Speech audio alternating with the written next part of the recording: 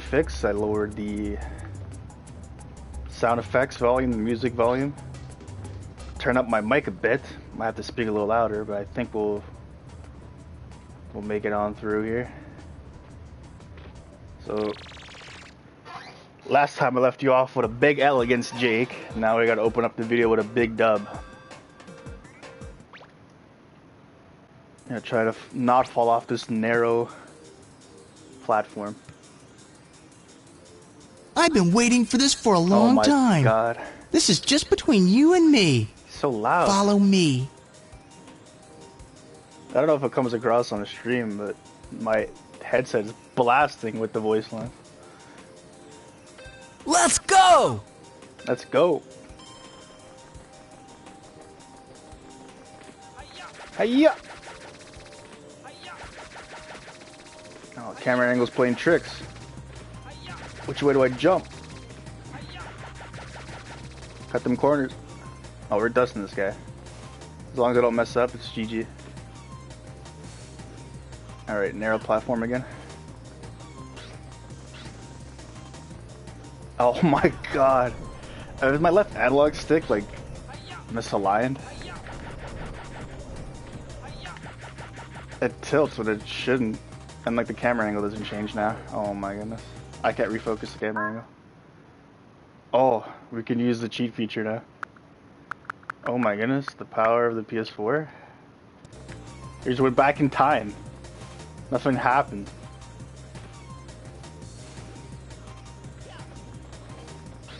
Okay. Just walk straight, you jamoke. There we go.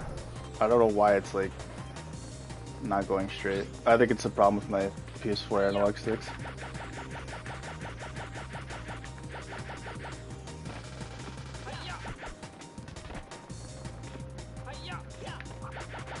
Nope. I missed the boat.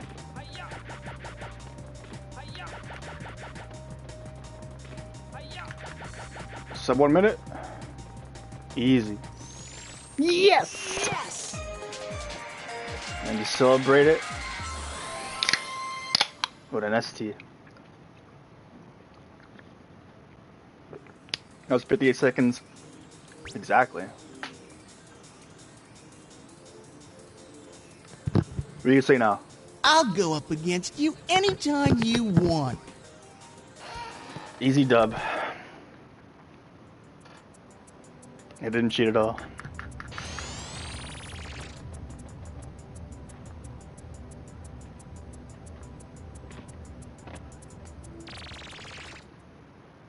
Alright, now we're going to, well, I don't know if you can say this now. We're gonna get cancel culture?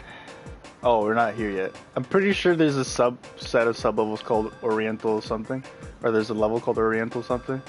And apparently, Oriental now is like a derogatory term for some reason, so. Can we say Chinese still? I don't know. But there's definitely some Asian themed levels in this motherfucker, so. Ironically enough, I don't think there's any sushi in this level. Or maybe there's an enemy sushi, I don't know, we'll see. We're getting a new gadget? Go! Spike, we finally located Spectre. We don't know his exact whereabouts, but he's hiding somewhere within the period of the dawn of civilization. His army is growing stronger and larger, and he's finalizing his plans for taking over the new world. Transport there now and find him. Time is running out. Hurry! How's time running out? We literally can time travel. Time should not be an issue. What?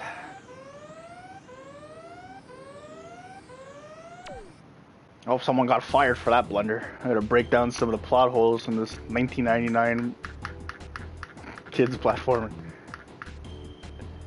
Let's go! Peep this soundtrack real quick. So good. Oh, those pop-in issues. What's going on here? The ground is literally shifting. It's changing. I'm going for it. What a great way to intro level.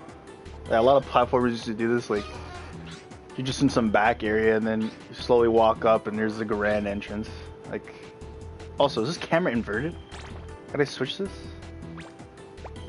No? Too ahead of its time? Oh. Alright, I see you. Oh, I just got Naruto. Oh, shit. Log Jutsu here. Oh, look at these guys, just chilling. Slick DJ. Okay. Can we see anyone other than Rocka? Rocking DJ. Whoa. Gangster rapper. Can get the one on top of this ceiling here. Okay. And one of these has light blue pants. He's a little sad monkey. Oh. Boom! Twofer. Oh. Shots fired, shots fired. 8 people. That's smooth. Whoa, wait, you can actually see him in there? I thought you just despawned. Oh, he's chilling. He's doing the splits up there. What a ninja. Come back here. Try to banana peel me at the last second. These are the gravestones of what? Fallen ninjas?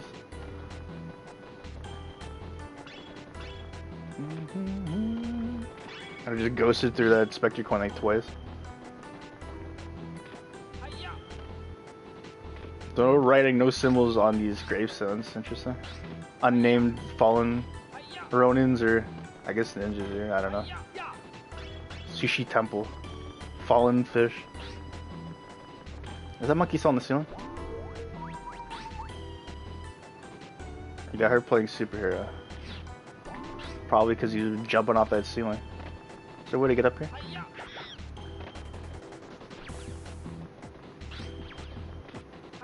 Hiya! Whoa. I just ghosted right through that.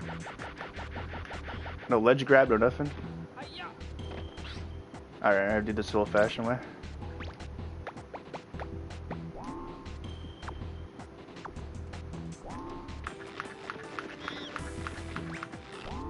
Oh?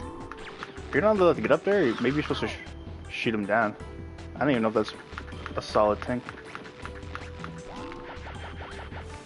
Oh, okay, yeah, see? They did some Spyro tactics there.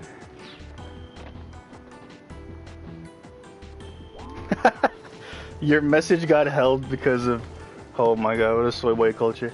Your message got held for race, ethnicity, or religion because you said Jap boy. Oh my god, I deny that. There's some toxicity in the chat here.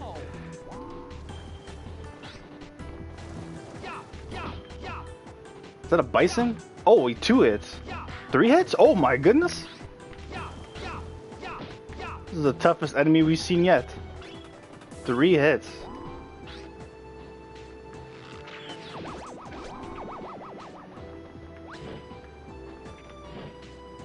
Whoa, you see that momentum just off that? The hair is definitely like... If the voice acting and the horrible lip syncing doesn't tell you, like... Just the main characters, like, you can tell it's a Japanese game.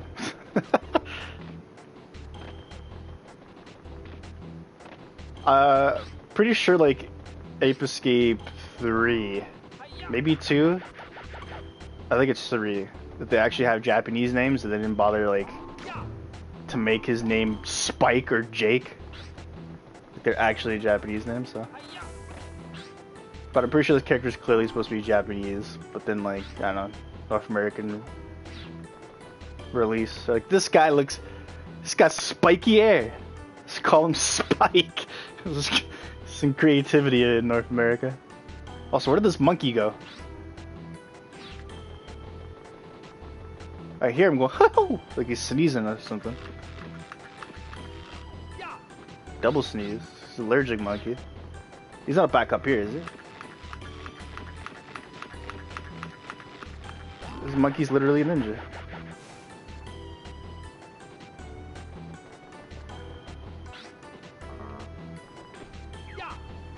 So I've actually never tried to, like, I don't Sparta 2. I've done so many out of bounds glitches and try to explore the map, but I don't think I've ever done it with Ape Escape. That's such a weird glitch. But it looks like they have some invisible wall to kind of prevent you from going out of bounds, which is, I guess, good on a technical standpoint. Is this monkey in the well? I feel like he's... Oh, he's underneath the temple? This is a sneaky monkey. Oh, he saw... Oh my goodness, shot behind. That's this monkey snake puskin.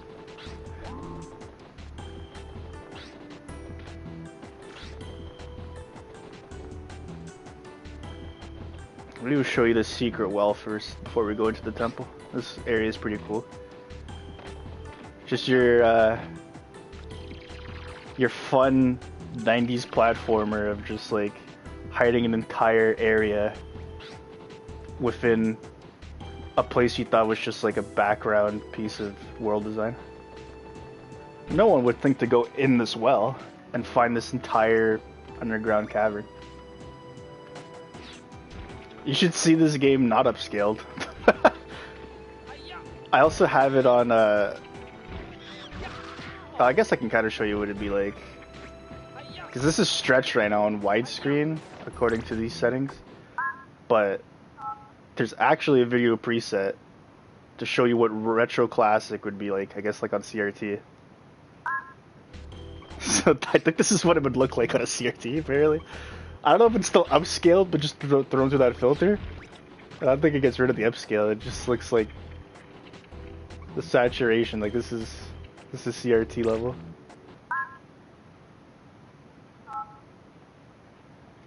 And then modern, which I don't think there's any difference, but yeah.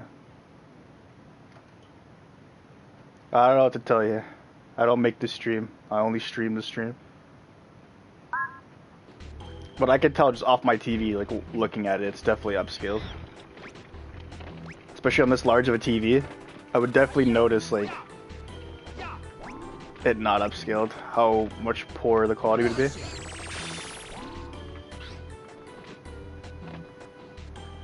What am I gonna do? I'm gonna ask for a remaster, and then when it comes out, it's gonna suck, and I'm gonna cry about it. Because nobody knows how to remaster a game anymore, or if they ever did. I want the same thing but better. No, you're gonna get the better thing with better. We're gonna change everything that was cool about the original, enhance it. We know what's best before the original creators did. Alright, what are we doing here? There's a switch up there. I wonder what's behind this. Wow. Yeah. This is literally like 90s platformer to the map. The name of the game is literally what the game is about. So how do you... Like, my uncle bought this game for me when I was a kid, like, way back in the day, and I guess it's, like, boomer marketing. And like, oh, this game's called Ape Escape? Perhaps we'll have to capture the apes that escaped. Or you could think it's a Planet of the Apes ripoff, I don't know.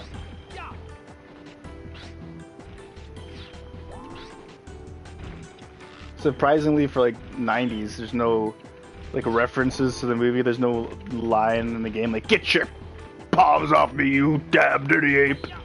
There's a kind of hacky stuff like that. Bruh, is this not hitting the switch? Do I literally have to be on the same plateau? Oh, I sniped it. There we go. There's your 90s technology at work. I think this monkey might have a funny bio. Let's see. Was getting into trouble. Somebody could identify what that poster is supposed to be.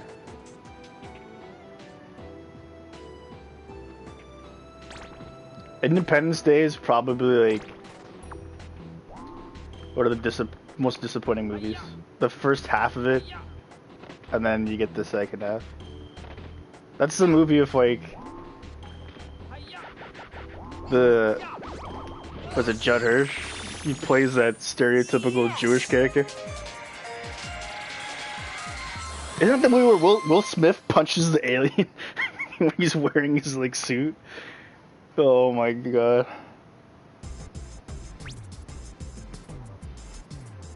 Area 51. You knew then. And you did nothing. You'd all be dead if it wasn't for my son David.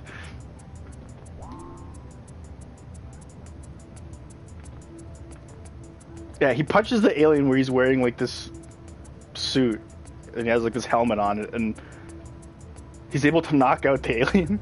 What? And then he also, but he was only able to knock him out when he said that badass welcome. You know, it was pretty much welcome to America. Like, Earth had nothing to do with it. That was an American punch. Area 51. You knew then, and you did nothing. Wabi Sabi Wall. Is it culture appropriation? Was the Japanese translation literally Wabi Sabi Wall, or is this just the white man coming in here?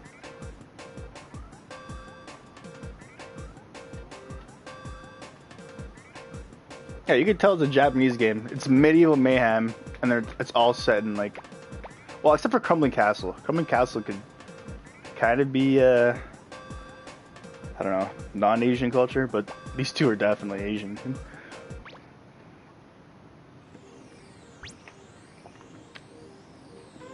Yeah. Ernie Quaid drives a plane into an alien ship, but like, don't they, like, they pilot some old spaceship model. And, I'm going for it! Is it Will Smith? One of them is like, yeah, I've studied or I've watched their driving patterns, their capabilities, and I'm able to pilot this alien spacecraft just by watching it. Like, how does being a pilot for like a jet on Earth translate to being a pilot on an unknown alien spacecraft? So stupid. And the model of the spaceship is so old. And you're a human driving it. And to quote the great Jim Norton, he said it'd be like a turtle driving it at Edsel into the spacecraft. Like, you have an ancient vehicle driven by a different species, and you let it into your space hub. It's the greatest, like, stupidest movie, I swear. Ugh. Alien space. I watch professional sports. It doesn't mean I can play professional like football. I can watch it as much as I want. I don't know how that translates. I can watch a video on like string theory. It doesn't make me anything closer to a scientist. Or I can watch a mechanic repair a car, and they'd be like, "Yeah, I am a mechanic now."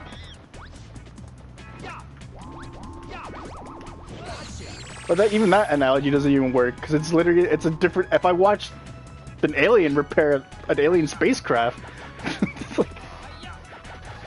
it's not even like you're watching another guy fly a jet. Oh, maybe I can fly a jet too. It's nah. You watched an alien pilot the spacecraft, and now you too can pilot it. Great writing.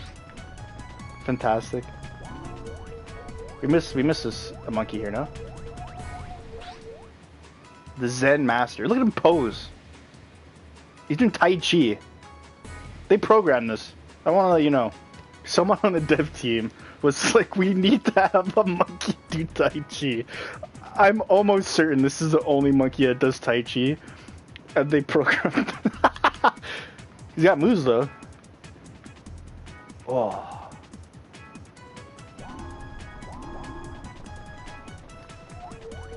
There's got to be a monkey named Jake Burton. There has to be a Big Trouble Little China reference in here somewhere. They already put like South Park character names in here. The North Americans have touched this with some references. Oh, so where's that monkey? This guy's like far out, all the way back here.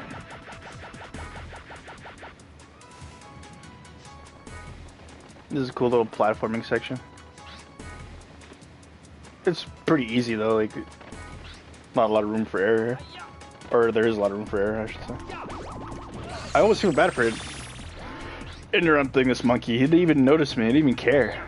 He was too in the zen. He was tai chiing all over. Also, this is like probably the most useless travel platform. I could have just like skyflied my way back.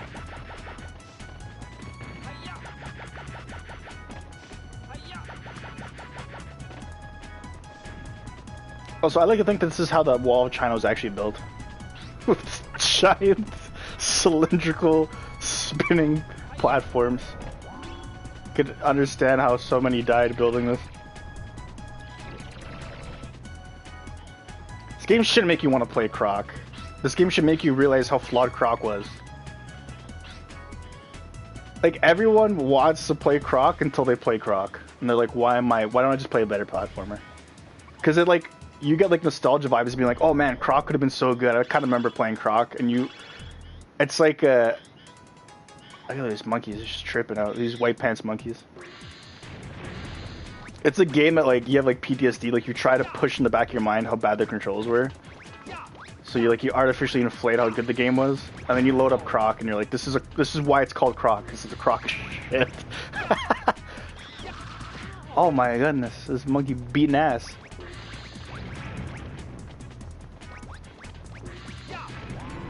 He's so fast too. Come here. Oh my god, I'm terrible. Oh my god, I'm so bad. We need an esports ape escape scene. So like, oh, you got juke, kid. Oh, gotcha.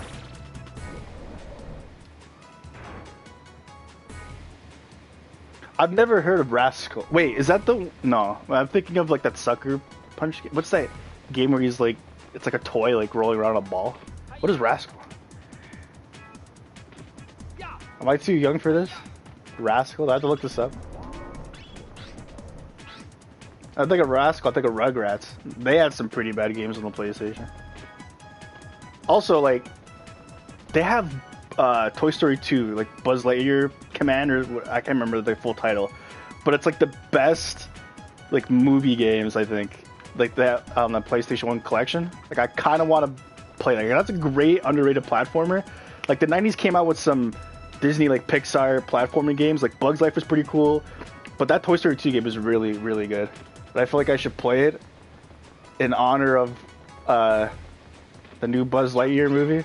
I don't think Buzz Lightyear kisses another man in this game, but only one can hope, I guess. Maybe they'll remake the game, and then the end scene will be Buzz Lightyear mad at another man. Gonna celebrate Pride Month with some Buzz Lightyear. That sounds like a lot of PlayStation 1 platformers that didn't make the grade. Just shitty camera work. That's just like par for the course for a lot of PlayStation games. Let me look up the game and see what the cover looks like. I might have seen this. Oh, my dumbass just typed in Rascal. Yeah, I'm gonna get the game. What is it? Oh my god, it's just made like... This looks like a European game, no? Designer John Burton. Oh my goodness, Burton reference. It's got a 2 out of 10 on IGN, 4 out of 10 on GameSpot. This kid looks so rad. He's radical, man. The blonde hair with the cap. Does he skateboard too? With a laser gun? This looks like 40 Winks, which leads me to believe that this was a European developed game.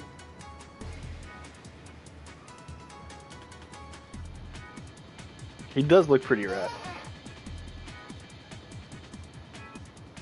They got like some laser gun. That's like the most 90s. If he has to be skateboarding on the cover with a laser pistol, his hat on backwards, and like a spray can. Only then can we achieve peak 90s. And then maybe, I don't know, have a Creed song open up the Open up the game. You don't want to hear my Creed impressions, too. I need to get some drink in me.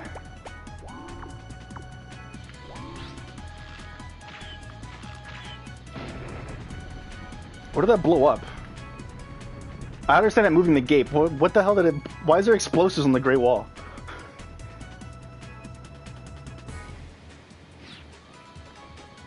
I bet. I'll watch some like gameplay footage of Rascal and see. I have to look it up because that really looks like a European game. It looks like 40 Winks, but 40 Winks is actually like decent from what for what I saw from it. I never played it, but watching someone play it, I was like, this game looks okay. But Rascal, it just looks. I actually, I don't know if I still own the game, but I definitely played Stuart Little on the PlayStation 1 when I was a kid. I don't like.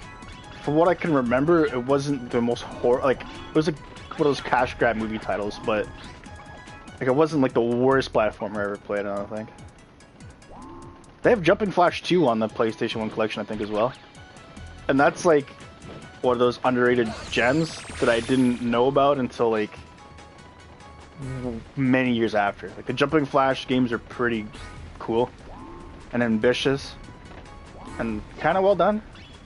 But like, just didn't sell any copies. I don't know if Jumping Flash 1 was a launch title. That memory's terrible. Maybe I should be talking more about the game.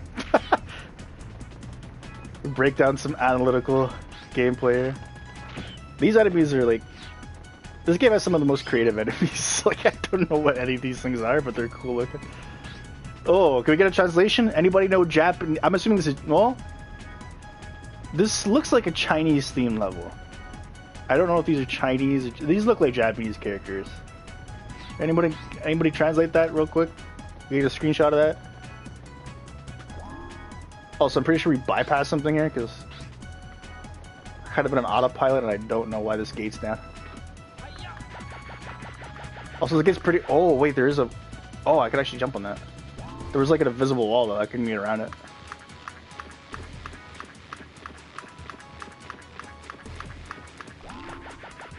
It says, "Oh no, ape escape." I just cheesed that. Oh yeah, we were definitely supposed to. I don't even know what I did. I was just on autopilot, but we were definitely supposed to climb up this wall of rolling barrels. I would like the skid mark here too. I think that's a skid mark, or is that like a fence? That almost looks like a fence, chain link. It's hard to tell with 90s games. There's some cringy so they leave that in there, I guess. Like the Chinese or Japanese characters, whatever those are, for like the theme of the level. But they definitely, I think they translated some graffiti on the wall on the later level that just says kids. It's with a Z. It's the most 90s thing. I don't think that was in the original. I think the North American release, they changed that. It's just graffitied the word kids with a Z. It's just amazing. Only 90s kids. What does this guy say? It teaches you how to use this cogwheel, even though there's been like 15 cogwheels prior to this. So if you haven't figured it out by now, it's kind of pointless.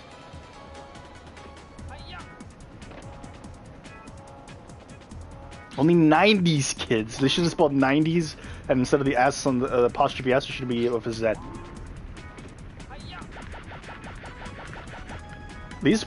Anything that kind of like these rolling log platforms, stuff like that in a game makes me really nervous. That's like just the mechanics of being able to slide off a moving platform. It's probably one of the most difficult things in a platformer, honestly. Now that's a cool. Look at this fence, Chinese dragon.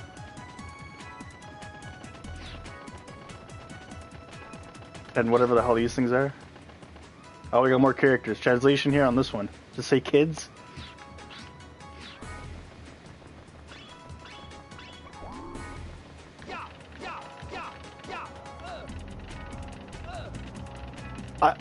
I don't know if I've ever, like, not even just shitting on PlayStation 1 or like older games, I don't think I've ever played a game that had good sliding mechanics. Like, well, I don't know, I'll rephrase that. I don't think sliding mechanics are good in a game. Maybe like an actual slide. But like when you have to walk across something, run across something, jump across something, and they have this ice. Like it's just, I don't know anyone who enjoys that. It'd have to be like some fast-paced game and you can slide or something. I don't know. Best sliding mechanics, MLB The Show. When I slide into second, it's probably the cleanest slide mechanics. Monkeys in black pants are dangerous and wild, huh? There's a joke there somewhere. They usually wear dark shades and carry weapons. Wow. What is this game trying to say? MLB The Show is like, I'm pretty sure they gave it for like one of the MLB Show games for free on PS Plus, and I played it for a bit and it was alright. But I think it's like one of those, I don't know who makes it. Is it EA? 2K? Some franchise does it where it's literally the only MLB game is The Show, right? I'm trying to think of any sports game that isn't like monopolized. I guess soccer or football, but everything else like Madden, NBA 2K, the NHL games, I think they're all done by like one company.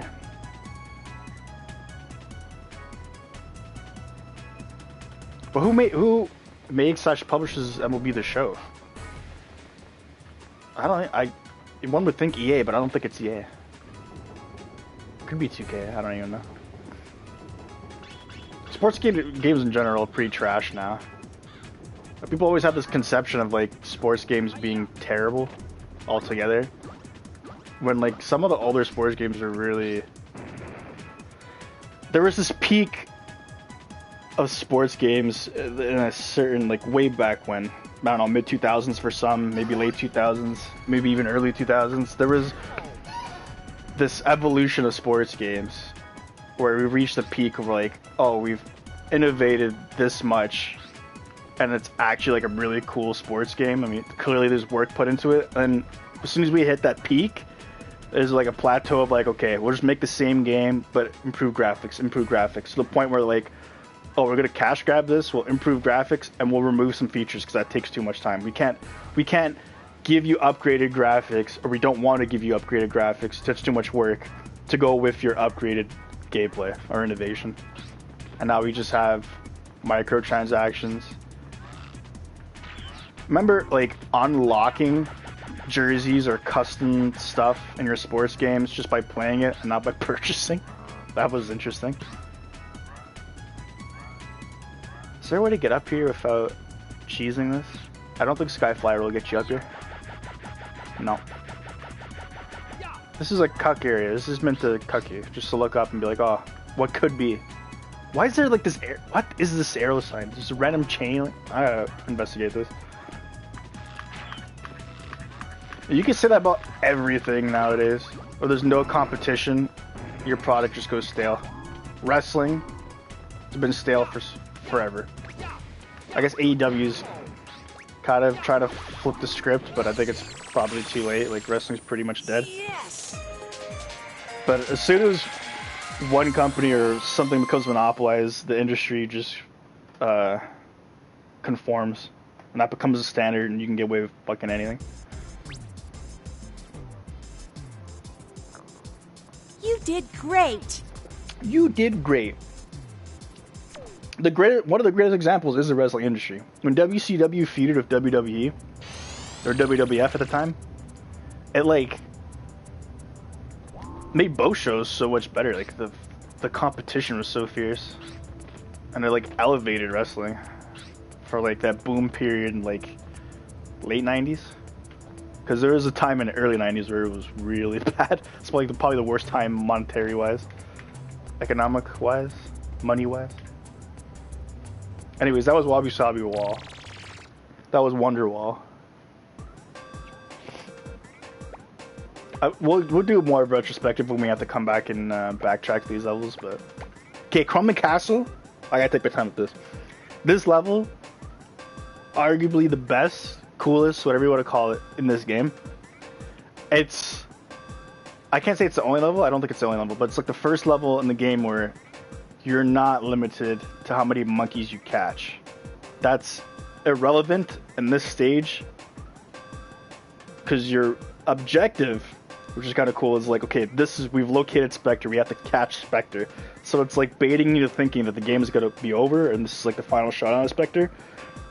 So catching all the monkeys here is irrelevant. You can literally go through, I think there might be a gate where you have to catch like 3 monkeys to open it. But aside from that, it's like you don't have to catch any monkeys to finish this level. Or any more than what's necessary to unlock the gate. You can even cheese it too. Like I can literally skip this entire level, but I'm gonna play through it. I'm gonna show you how you can skip this entire level, but and like the soundtrack for this level is really good. See, go and catch Spectre. There's 20 monkeys here, but that's not the objective. Go catch Spectre. The hell with the 20 monkeys.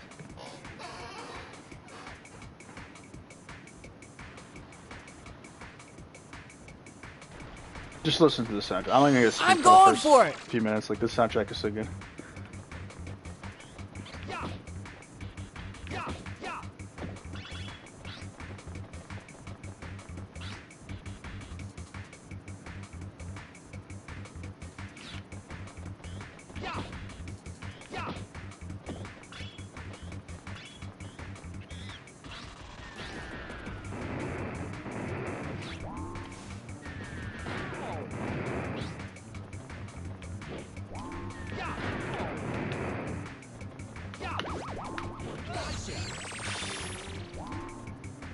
No UFO for you. And the Spectre's face comes up when you catch a monkey, just to taunt you some more. Yeah, let's listen to the piano work in here. Or the keyboard. Organ. Something. Keys. Keys are being played.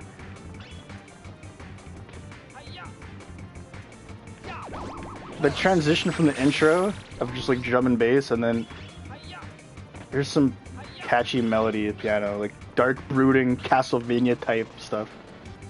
Then that little breakdown, like, oh, so good. Where they get you hyped, but it's also kind of spooky. It's just like one of the best soundtracks. Not the best one in the game. We'll point to it later when it comes up, but this is definitely up there. Like probably, if not top 3, top 5. I had to lower the music down because my mic didn't come up pretty well in the last broadcast, so what I'll do for you guys actually, just for this level.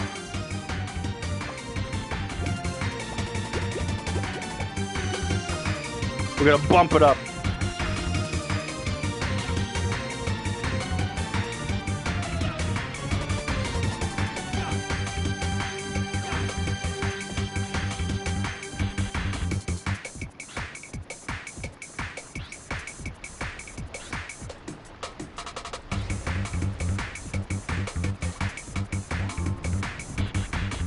This is a little intro, like when you first get into the level. So what it sounds like, and then eventually the piano breaks in and does some crazy shit.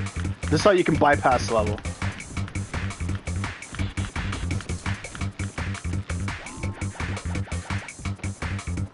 But I think you have to hit a switch to open this part of the gate.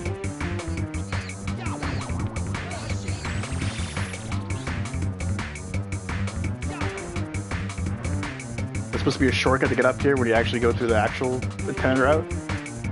But this door won't open until you get a certain switch. So they kind of can't really bypass it too easily. Nice flag though.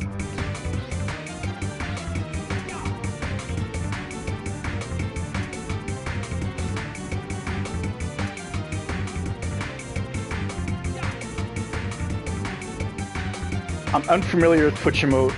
I don't know what sour please means. Too boomer for Twitch emote.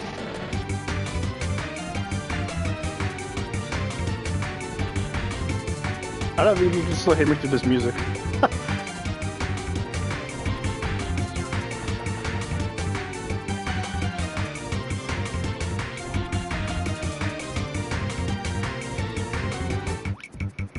Oh yeah, good part about this too. Dynamic soundtracks.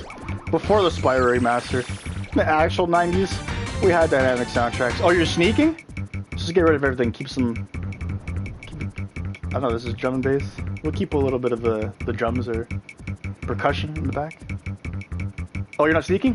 Boom!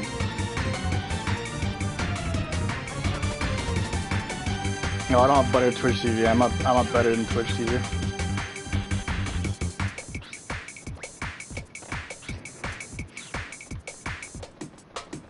Alright, time to cheese this as well.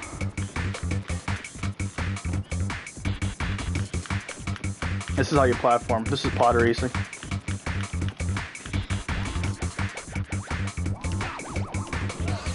Gotcha. See that check? You need 5 monkeys to open that. Alright, you can turn this down a bit. It's a shame. Like, I'm trying to get the audio levels. Because I had a 3 music, and I was listening back to the broadcast, and you could not really hear me as much. So I put it on the 2, but now we're saying the music's too low. And the soundtrack of this game is really good, and I don't want to take away from it. But I also want people to hear what I have to say. See, I had it at 1 up before, and then listening to it again, like it sounded too high, but whatever. That's the only really complaint I have about this port, or having this on the PS4, is that, like, the audio levels are so out of whack. When this thing came by default, it was so loud. And even still, like, the voice lines, because they're not tied within the sound effects or the volume control, they're still a default level, and they're super loud. Compared, like, especially compared to my mic. This enemy was really, really upscaled. You guys see this thing where it has been upscaled? It actually looks pretty smooth. This looks like almost like a PS2 enemy, somewhat. Look at this. Spectre door opens. We got this little vending machine right here. Red carpet. Candelabra, or the big candle chandelier.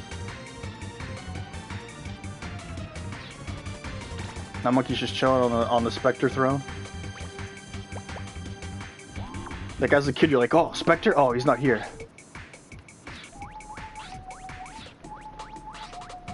Okay, I'm trying to see this monkey. Okay, pretending to be a king. There we go. Gustav. Sorry, your Spectre's in another castle.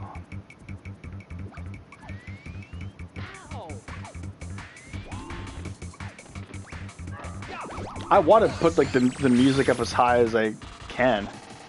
It's just if you don't hear my mic audio and I'm trying to convey my feelings through this game, it's just like, what's the point? Why am I even playing this? I need the commentary to go with it. I did raise my mic volume, so maybe you can go 1 up. And you can still hear it. We'll see.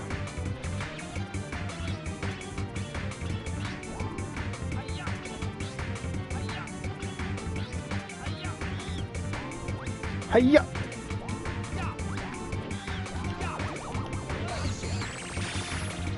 There we go.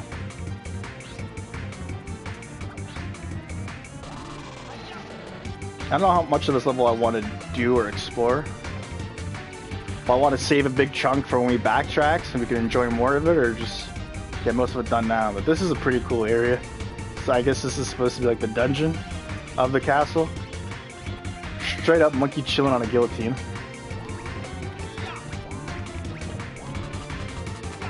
Are we led to believe that this is a French castle? At what point did, I guess the Brits use the guillotine too. This could be a European castle, not just necessarily French.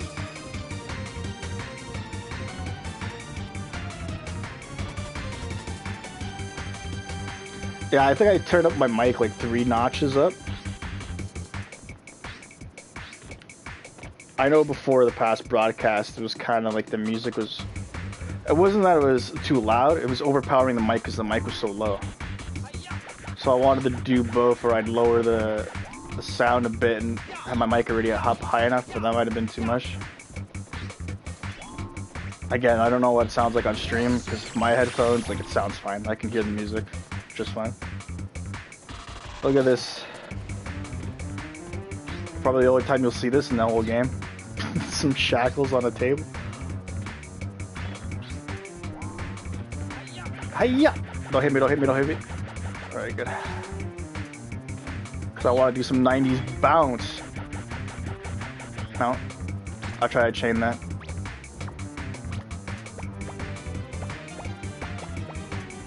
Time to cheese it.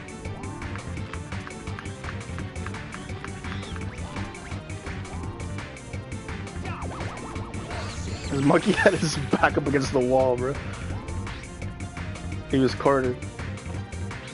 This, I think, is the only, I guess, considered a mini boss. You would think a 90s platformer game would have a lot of mini bosses.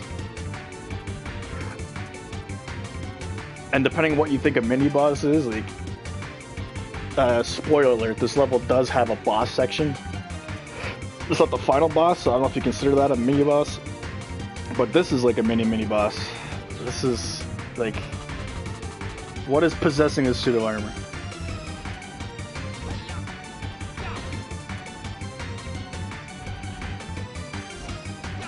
I never played any of the Castlevania games, so you guys can let me know if there's any like Castlevania inspiration in this level or not.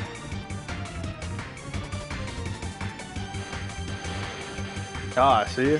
The moral of the story is a life jacket. That one up was powering the pseudo armor.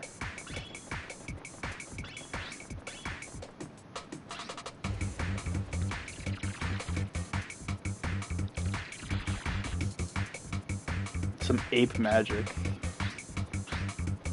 That's ape technology. Oh, more shackles to the wall. This is more of the dungeon area. Look at this. Program a little rat here. Climb up here. So now one of these areas that teases you. Oh, I'm not one for teases. I'm gonna skip the foreplay here. Oh.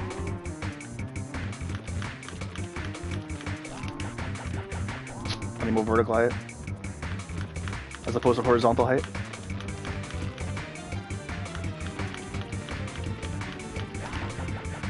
Got it.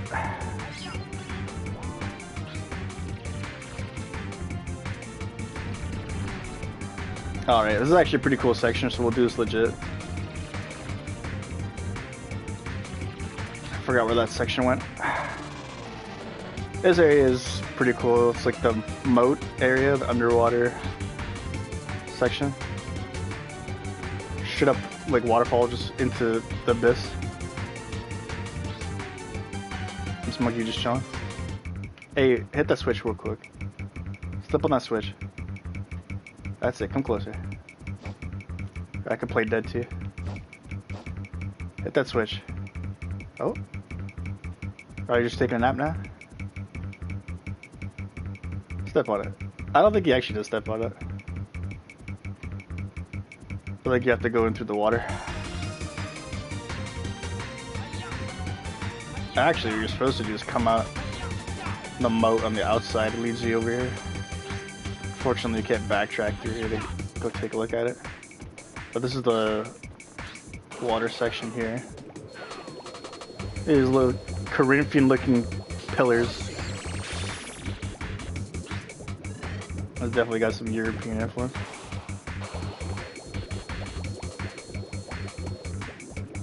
Oh, gotcha. This monkey didn't know what hit him.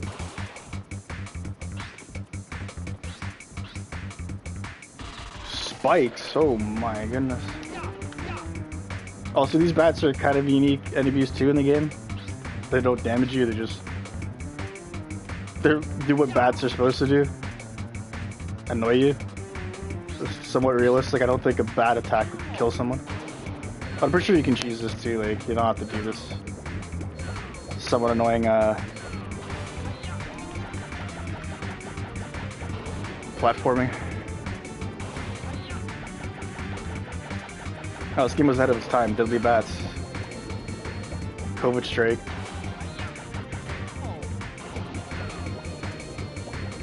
But this is a European castle, not a Chinese one, so it should be okay. Rise up to the surface, you fuck. There we go. Yeah, that's definitely a different way to do it.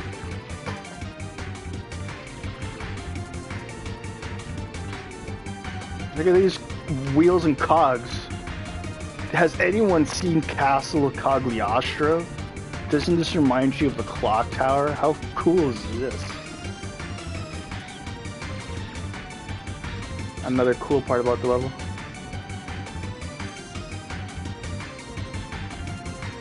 This machinery actually looks like it's plausible. Like this could be a way to power something. If you have your water wheel, I guess, and then your cogs are popping off, spinning that. Like you'll actually see like part of the machine is disabled. Activate the switch and then it re-enables it. So yeah, we cheese it up here. That's not the intended way. That's more of like a shortcut escape. This is the intended way to get up here. This is to go through the dungeon. Oh, that monkey just took off.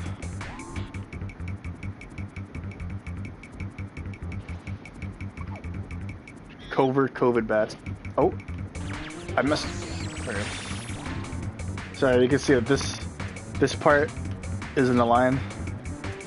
Hit the switch and then all of a sudden, boom! Science, bitch! Technology. And that's how you open up the gate to the final boss. So I mean, you can cheese to get up here and do this pretty quick if you're speedrunning it. You still have to hit the switch though. I don't think there's a way to like clip through that area. So.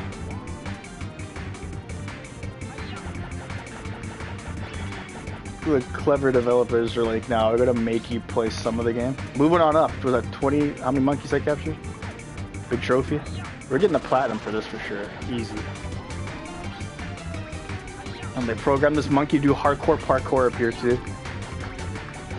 And you got the music playing, makes it even more hectic. Great vibes in this level. Oh, you fucked up, monkey. I'm faster than you in the water. Power of math. Tom Holland should have came out and endorsed this game.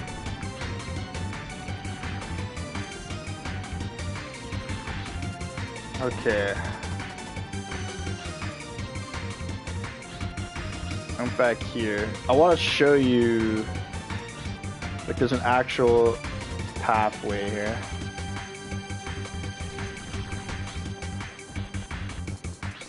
Oh, this is actually gonna be hectic to get back up here. Luckily, more science, like magic. What is this? These moving pillars are platforms.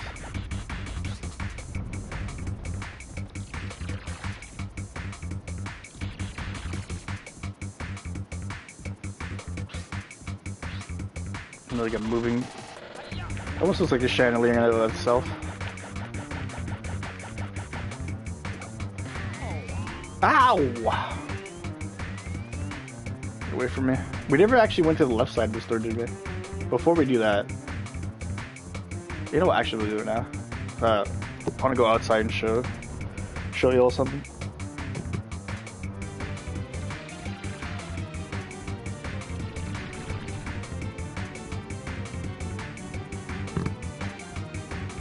We definitely need to do a draft day. Oh no, we did go through it. We definitely have to do a draft day post-analysis stream discussion. Like Twitch, Let's Chat, draft day. And then we'll do a fantasy football draft and I'll just take all the Cleveland Browns players. And then we'll break down every Cleveland Brown player, stat-wise. So this is a cool part about this level 2. So you're like, okay, castle. We go to the main entrance. And like most people would just like not care about this little moat area, but Ape Escape devs are like, nah, bruh. We add things to the game for a reason, not just for show sometimes.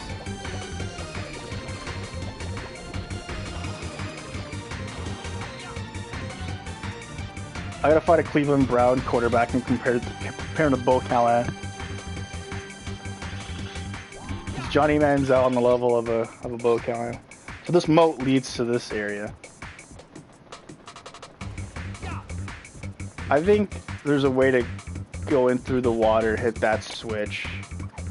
I don't know if it opens this gate automatically, but this is a broken part of this fence here. You can use a gadget you get later on to break open. So it's a bit of a cuck here, but it's just a cool thing. Like you can go in through here through the moat.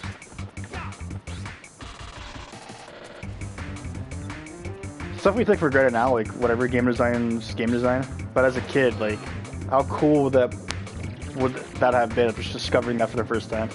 Like holy shit, there's a moat that takes you down to that area.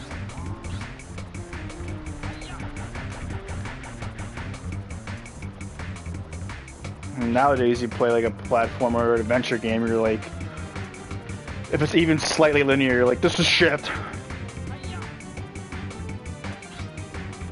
You know, that was like the Zelda games, the 3D Zelda games, like Ocarina of Time and Majora's Mask, were kind of like open world, sort of. Like they had this giant map that you can traverse. But honestly, like story-wise, progression-wise, it's pretty linear game. No one seems to complain about that. Like you can say, Call of Duty story is linear, like you only go one way, whatever. And that's kind of passe too now, where you can just complain about games being linear. But like, not every game needs to be an open world 3D exploration. Like, sometimes linear is better. Yeah, we'll revisit this level soon enough. Let's just do the boss here.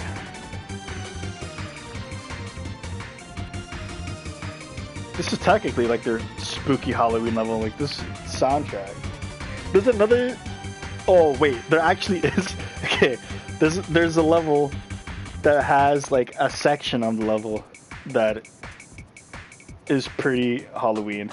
And Ape Escape 3, because that game, the whole gimmick is the apes are filming different TV shows, so there's a lot of pop culture references.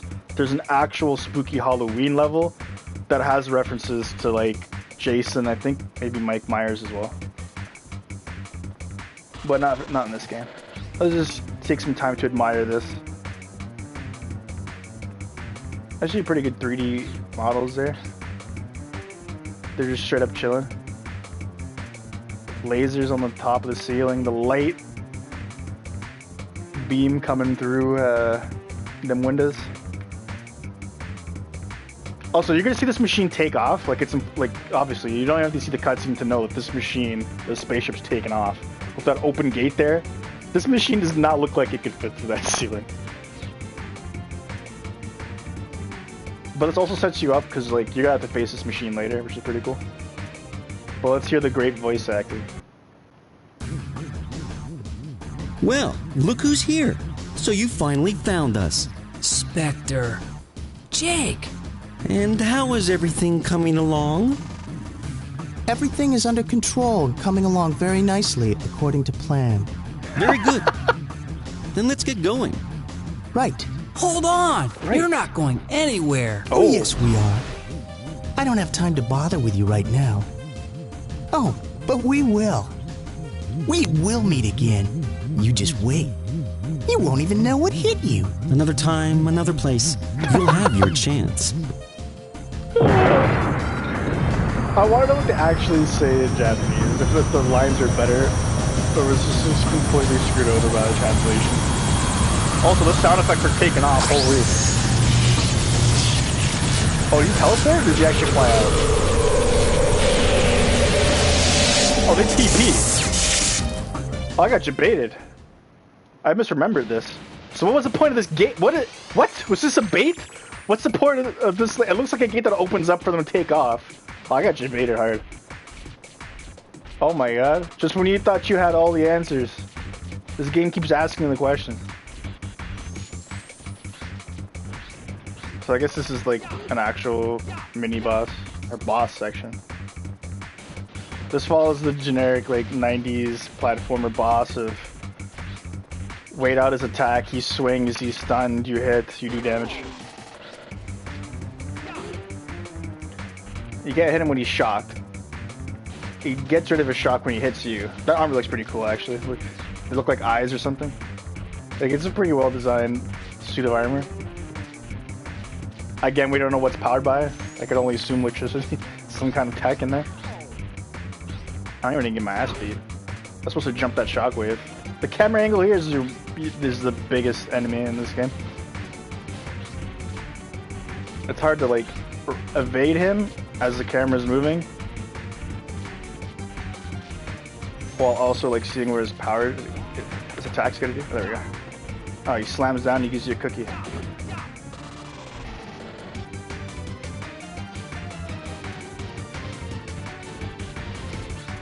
If you walk back, okay, so there's like a visible wall, you can't cheese that by walking back there.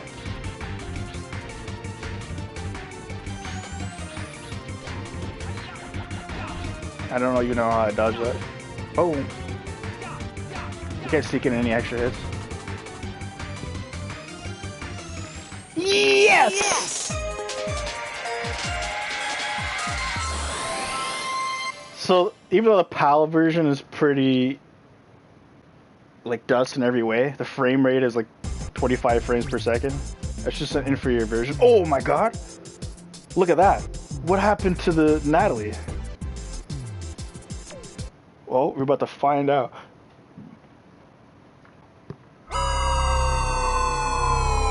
Oh my god. Doctor Who? Hey, wait a minute.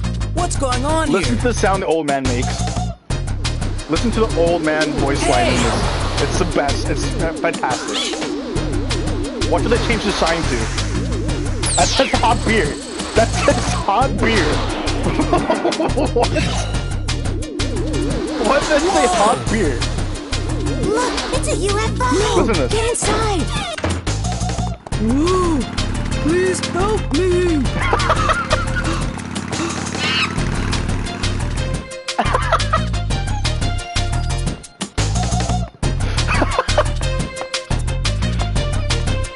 Oh, I want to talk about it, but I also don't want to interrupt any more voice lines. This is too Spike, good. listen, I have a message from the professor. Let's hear it. Understood. Spike, I'm sure you've seen the strange What are things the going on VHS? outside. While you were gone, Spectre and his gang of apes swept in and have taken over the town. Oh, yeah, the laser The cutter. entire town is running scared. Everything's been turned upside down. It's a mess and we need your help. Here, take a look. Spectre's built his base right in the middle of town. The apes are everywhere. Oh, his man. army is getting stronger and more dangerous. You're the only one who can save us all. You've got the gadgets, now go use them. Time is running out. We're counting on you. Ah, hey, wait a minute! What are you doing? Hold Let on, go of stop.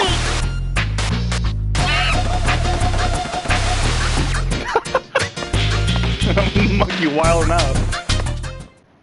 Oh, there's so... Okay, I can remember all the things I wanted to say about that. So that entire cutscene was great. They changed this... Like, imagine advertising your beer as hot beer. It just says hot beer.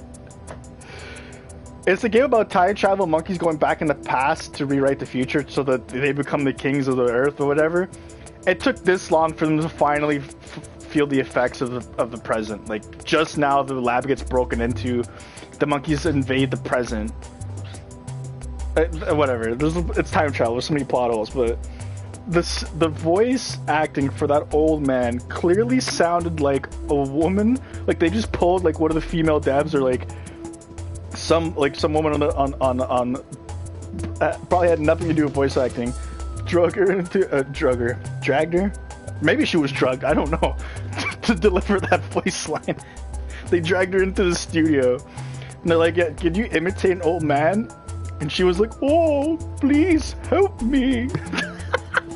It almost sounded like a kid doing an old man impression. Like, it was so bad. Like, they got like 30-year-old men to voice like 10-year-old boys for this game, but they couldn't grab like a man to do an old man voice. They got either a woman or like a child to do an old man. Oh, please help me. So good.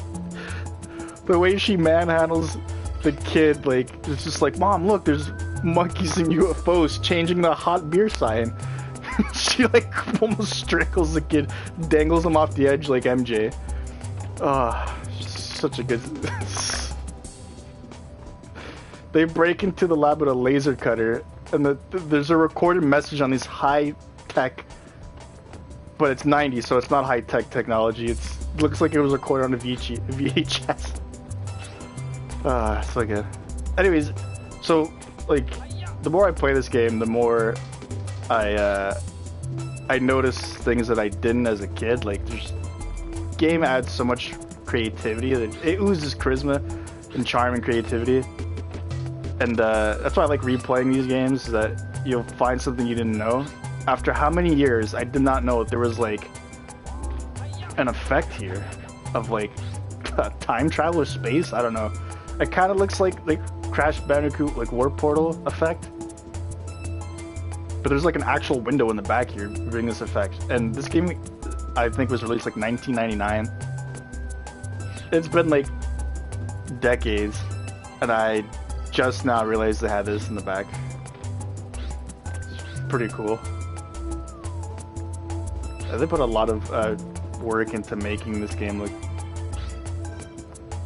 like eye-catching, like monitors and playing Battleship here. Alright, so now I guess we're in present day. We also unlocked another mini game, Spectre Box, and we'll probably do towards the end.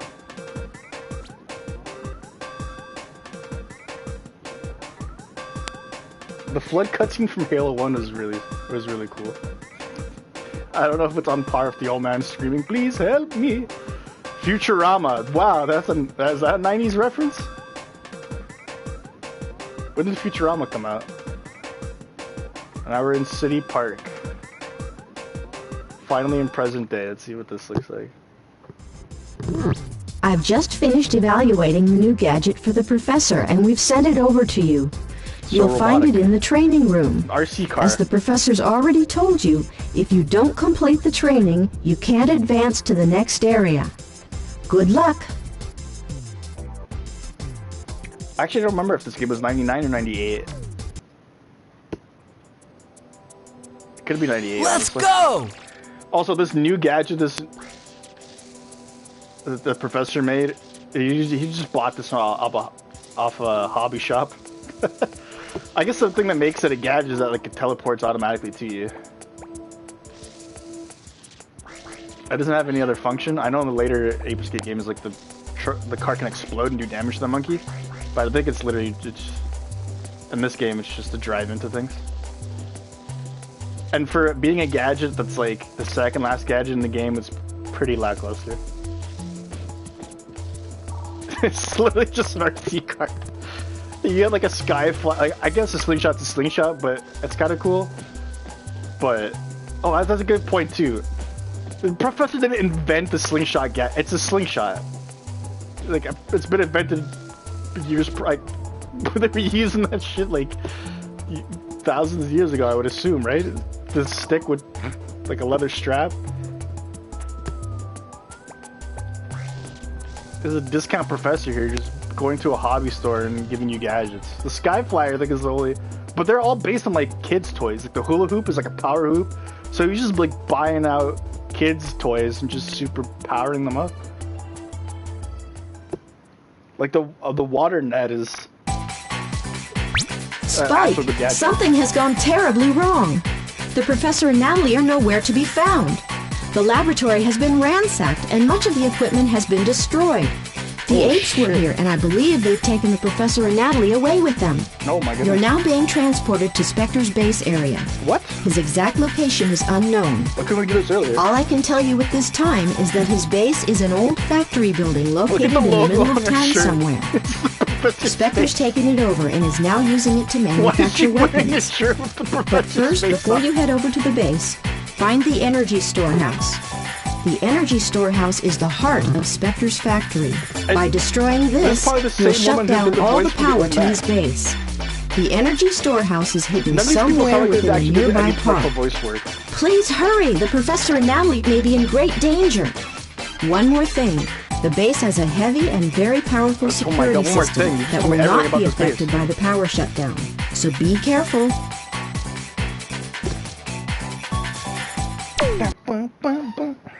This music's sick, okay? They'll be talking trash on the man Tarada. I have a signed CD for this soundtrack. Twice. I have 2 CDs. Oh, is this music sound 90s? This is so 90s, Let's bro. go! These houses so 90s. The voice acting sounds like they took like Jim, who's working on graphic design. They pulled him out of his cubicle, and they're like, "Okay, we can you say I'm going for it?" Only 90s kids. I guess we should talk about like that lab assistant. So she's been present through the whole game. No voice lines, no exposition, like nothing detailed given about her. I don't know if you read like the manual for the game and they tell you about it. A lot of like PlayStation 1 games did that, where like all their exposition or like, a lot of the lore came from the book and was never explained in the game. But she's like a lab assistant that's like, I think, like a computer program. And I guess the professor was so narcissistic that he put the logo of him on her shirt. She's like the Cortana of this game, I guess. And because the professor and Natalie gets kidnapped, she's taken over the lab and helping you out now. And now she gets voice lines. I think her name is Casey. Yeah, but this game has a huge fixation of like logos of characters. Spectre's logo is on like everything that Spectre changed. Professor has his own logo that he put on Cassie. And even Spike gets his own logo on things. Like, it's just only 90s kids. I don't get the color change here. This almost looks like you should be able to break this. It might have been what was intended, actually. I don't know. Like, instead of the RC car, you could break it open with the other gadget and just grab the monkey from in there. But yeah, this is honestly probably the... I thought hula hoop was the worst gadget. This is pretty close. Like, this is a pretty dust gadget. Anyway, that's the purpose that RC car serves. It gets more interesting when you're supposed to activate platforms with it, but all the monkeys that like, oh, you can't reach, you need an RC car to scare the monkey out is pretty dumb. Also, in case you were too stupid to just coming out of the tutorial for the RC car and the first thing you see here, in case you were dumb enough not to know what to do here, it's a big sign with the RC car. It's a great game. This is not a soundtrack. This is not even. This isn't on the Originape soundtrack. It's literally just sound effects. The music doesn't play until something happens in here, which is kind of interesting. You're in present day, they're not going to give you a track. It's like, nah. Also, why is there a boxing ring here in the middle of the park? Like, also here's a Spectre logo on the ring. They just love throwing the logos out. Some product placement here. There we go.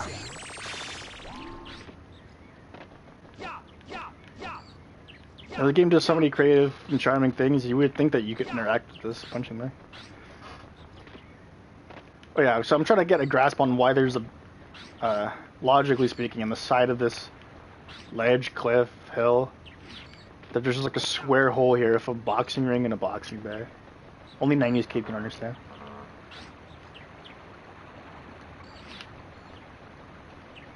Oh yes, big pipe. You remember from your... I guess you're supposed to assume that this pipe was added in by the monkeys.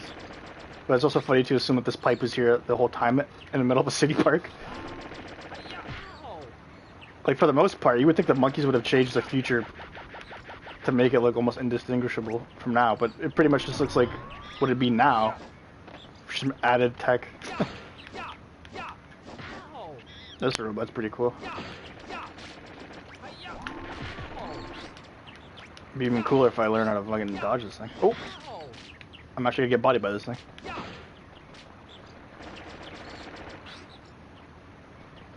I can range this, right? Oh, he's... Oh my goodness. He's got a ranged hit too. Oh! This bites! Oh, I got sniped by the monkey! This does bite.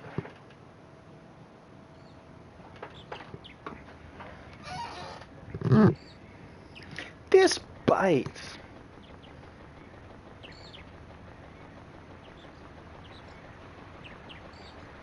Okay, I'm pretty sure we can hit that monkey off the pipe, let's see. Pretty sure this is the monkey that got me and not the one in the back. No, okay, we can't knock him off. I'd rather cheese this. Enough of this monkey.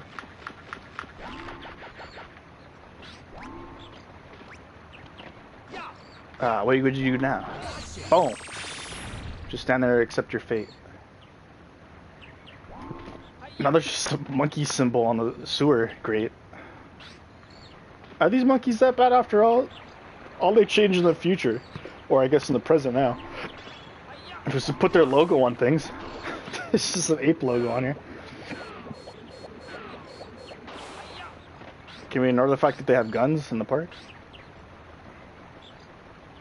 Can you actually reach up here without needing to use the slingshot glitch? Maybe.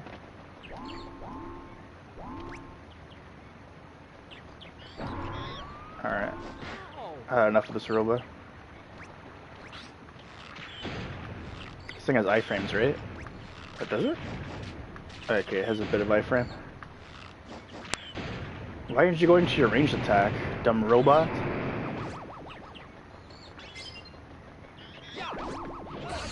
Gotcha! These are some well-made trees. Conveniently blocking your path. Have you ever seen trees side by side like this? Like, I can understand that there were logs that they just put up here, but actual trees, they're just squished like this. Look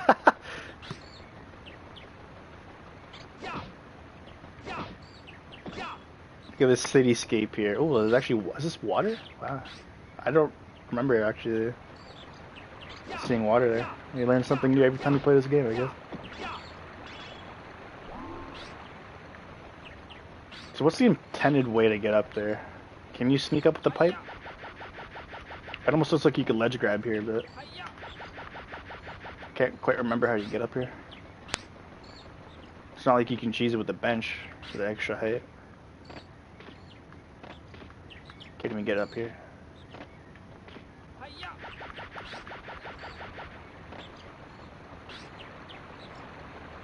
And if you get up here, you're just gonna slide off.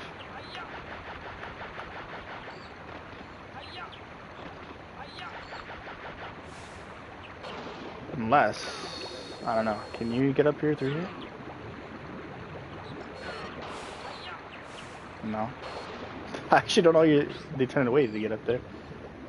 You would think this would, like, you go through, like, another part of the level and then come out around here. I don't think that's the case.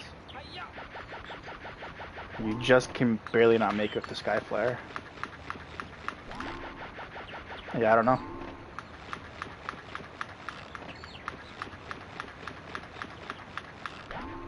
Oh, come on. The hardest part about the glitch is not actually performing. I was like transitioning from slingshot to Sky. Ah, okay, here we go. See? I knew it.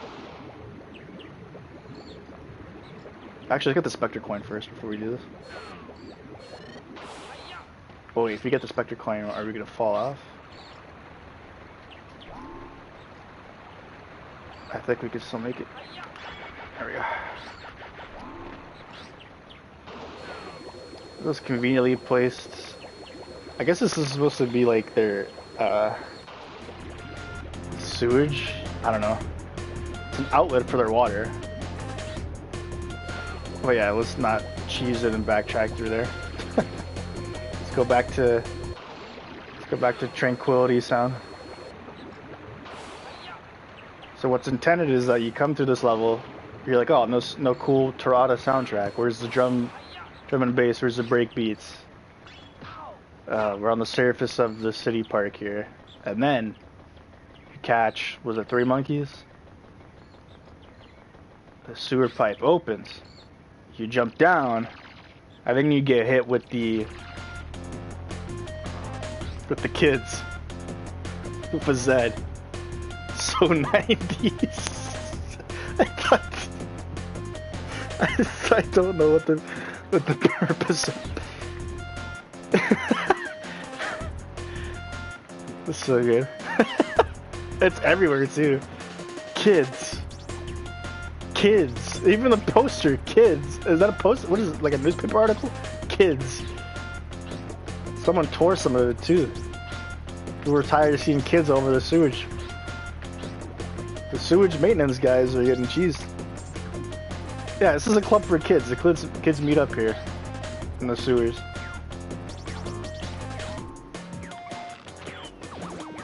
You can hit them, but you can't grab them yet. It's been a while since we've seen this enemy type too. Oh, he's throwing bombs, boy. Why is he getting through the grates? Oh my god. They're bouncing. We can't have this.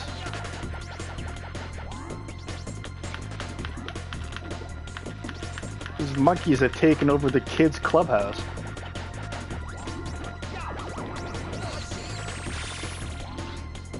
Oh, yeah, so obviously the intended path is to slide down here and grab them, but I'm trying to do a section here that involves the RC car and I'd rather not get bombarded with bouncing bombs and machine gun fire.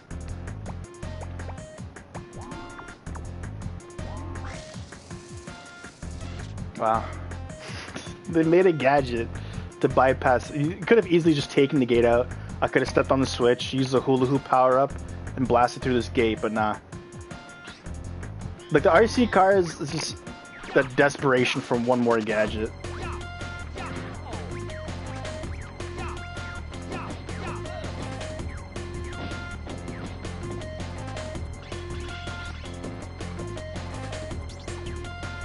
Another switch here? Okay, there's an actual monkey.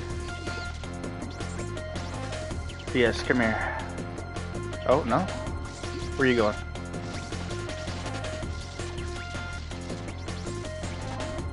No? Why don't you fear this RC car? Oh, he blew it up.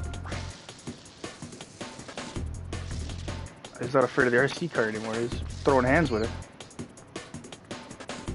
Is he not coming closer because I'm near the exit? Let's see.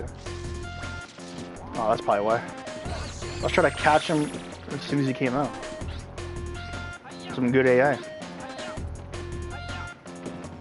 Hiya! Hiya!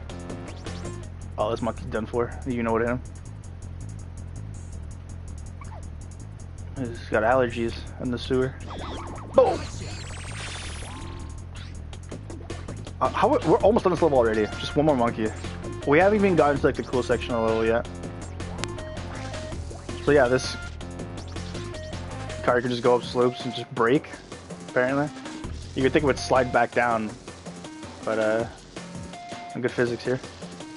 The intended way to get that monkey up there was to hit the switch, right? And then you get your temporary, wait. This has to stay on the switch, there you go. You'd get your plat. I guess it is still temporary, but you'd get up here and then you. Oh, there's a Spectre climb up here as well. It's a good thing we went up there. I guess the other cool thing about the RC car, like I keep talking about how useless it is, but they find uses for it in the game, is that it can collect objects for you.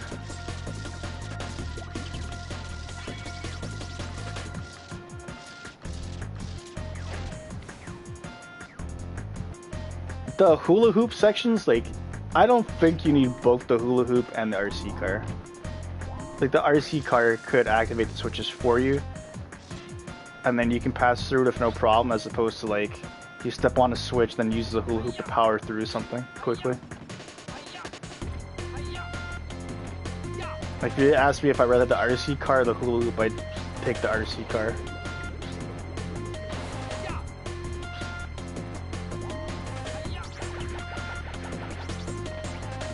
There's green sewage here, but the water looks pretty clear and blue. Bluish tinge, and you kind of see through it. It's not that bad of a sewer. The water quality looks pretty decent.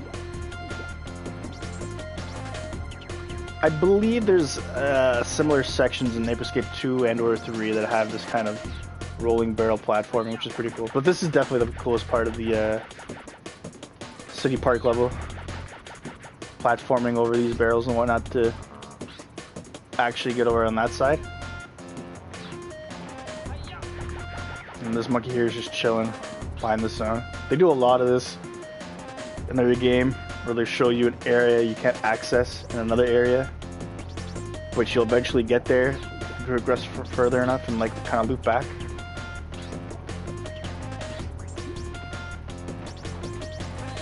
And the varying sizes of the barrels are interesting too. The green are the small ones, blue are the biggest ones, red ones are in between.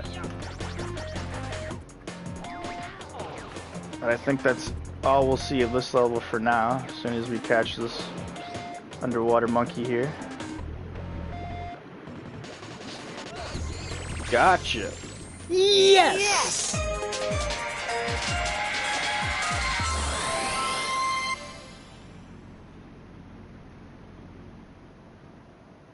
You don't have Natalie to tell me I did great. I've lost all motivation and inspiration for capturing these monkeys. The computer program, Cassie, couldn't be like, you did great, in her robotic voice.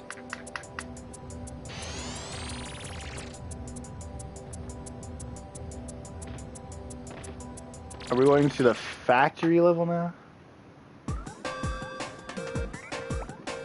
Yes. And the last one is like TV tower or something tower. This is a unique level in that I think this is, I don't know if it was like didn't have a lot of time to put on all this content. There's so many one-off instances of using like a cool mechanic or a cool vehicle that you'll only get in that particular level, and that's done. I'm going for it. This tank hasn't been here for any other previous level, and we're almost done the game. And just now the tank makes its appearance. So I don't know if this is like a late game addition, if they always plan this, or they had more levels planned to use the tank and they just put it in this one. If there was any other vehicles or gadgets that they cut from the game, all right, because of time constraints. But this is the only time in the game, this level in particular, I believe. I don't think you use it in TV Tower. Like, this is the only level, from my knowledge, that you use this tank. And it's pretty cool. It's way better than the rowboat. And the rowboat too, there's only 2, maybe 3 levels you use it.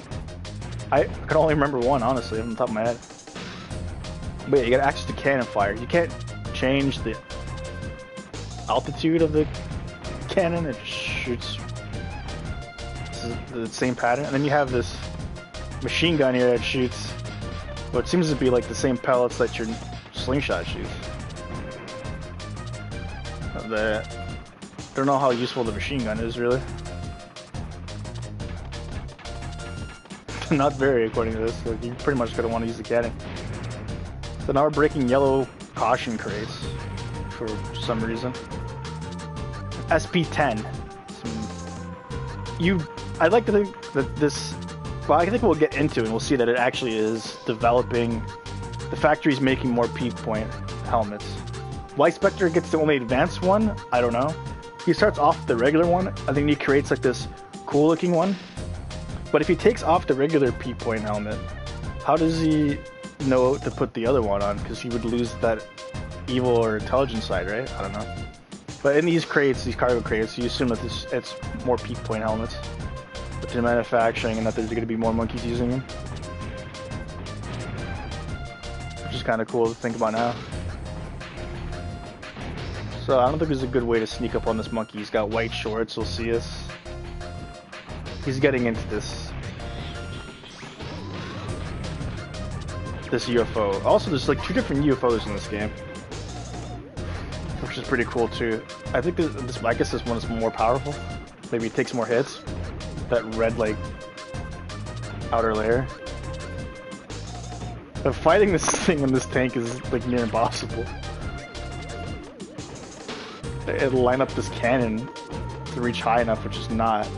Especially with this monkey flying out of bounds like that. Fight me fair. Like, you'd like to have a cool battle with this tank versus the UFO, but I don't think it's gonna happen.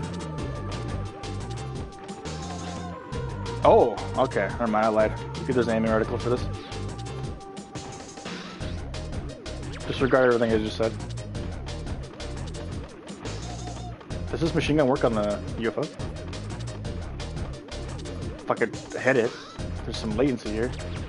You use incorporate travel time. Okay, it does hit. Okay. Alright, the previous 30 minutes of me chirping the machine gun and not being able to aim your cannon, disregard that. This game is great. Boom. This is, you can't move with this. Oh, he's going down. But he's fine. He didn't get knocked out. Like in other games. Oh, my vehicle's and stuff. In other games when they crash land, I think this one too. Like, she should have just like been knocked out until you hit him again.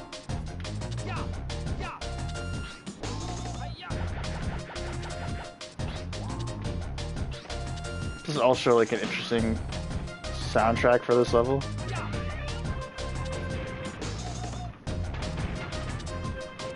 It's like we need modern day Ape Escape soundtrack.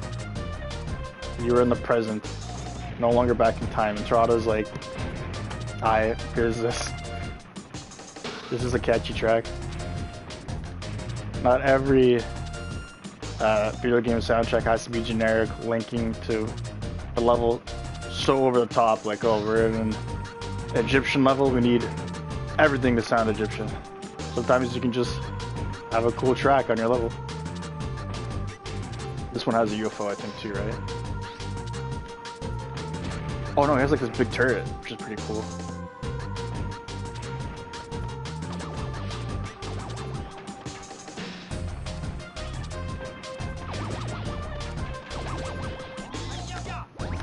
Oh, that would've been so cool.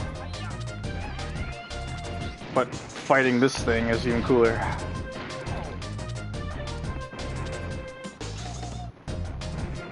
I don't know if there's more of those in level, but definitely one of those late game things. You don't see many of those in the entire game.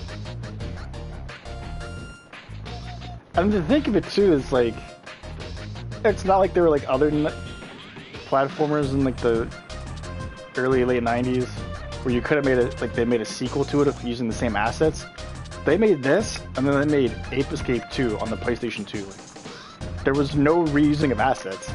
So it's not even just like, oh, we could use, like we spent all this time making the actual vehicles in this game or making the content that we didn't have much time to actually build levels for it. We'll make a sequel now that we have this stuff, and then we'll have more levels using this tank. It's like, nah, is your tank in this one level? We'll never use this particular asset in a video game ever again. Which is sad, but also kind of cool in a way. Like it's unique in that sense. Yeah. Pro Catcher, this is 100 monkeys. Like there's like 200, so we're like halfway through. We cracked that screen up. Didn't break it though.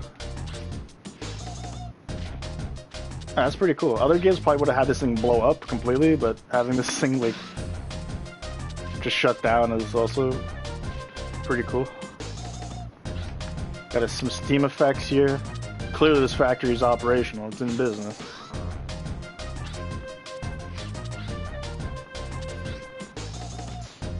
And these cool futuristic gate doors. Oh, soundtrack change, there we go. We went from the outside to the inside, now we get the real factory sounding soundtrack. Here's some electricity being pumped out here. Control panel. Whoa, that was a cool sample too.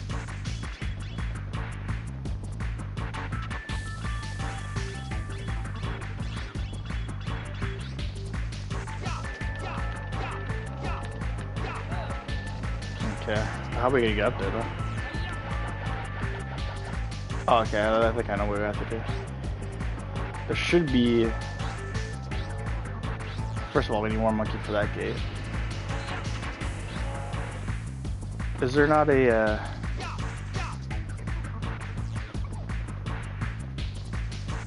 way to get this thing down? Unless you're actually supposed to... No, you can't reach up there. I thought there would have been a wheel to hit here. And then you hit this one up here to get the bridge down.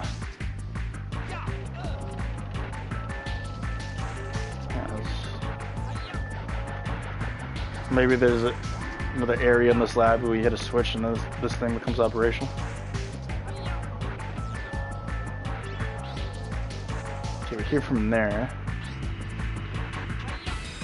That gate's locked. This one should be opening up here. Oh, the change in the track.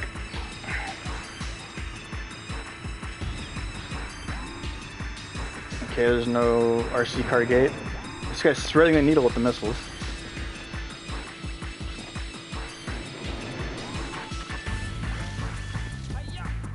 Hiya!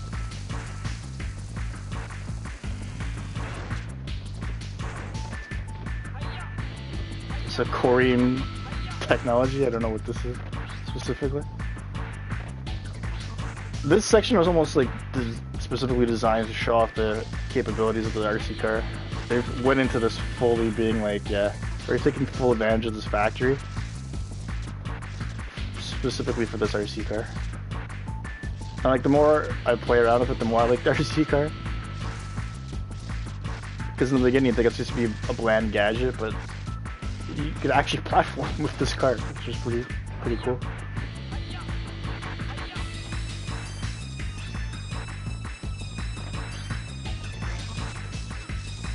Oh yeah, this is really cool. Being able to use this RC, like dual platforming. Activating the switch to RC car while also controlling this RC. While also moving on this RC car is being activated. Okay, I'm gonna need you to activate the switch again for this Spectre coin. There we go. How much worse would this gadget be if you couldn't respawn this thing towards you? Gotcha! Now does this switch activate? Just the gate, okay.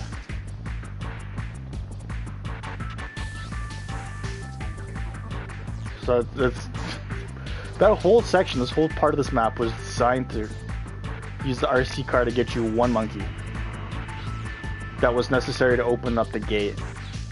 Like you clearly couldn't have gotten that gate open any other way. You had to catch all the monkeys you've seen up to this point. Open that section of the area up. And then I assume through going through that gate. Oh, you can even see this, like this is cool too. Like right in the beginning of the factory, when you walk in, you can see underneath the floor that these helmets are being shipped out here.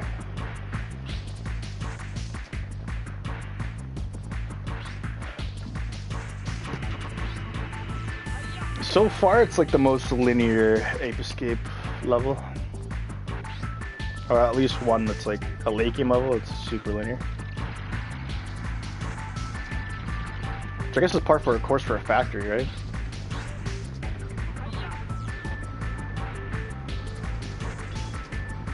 Just like some lava wave. Why there's lava in this factory? I don't know. They've harnessed the power of that heat. This looks like a pseudo boss area.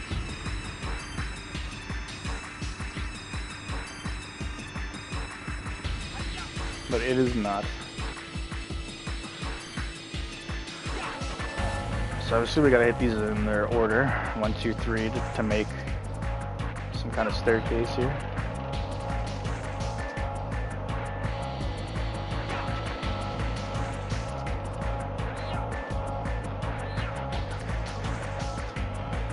Another cool platforming section.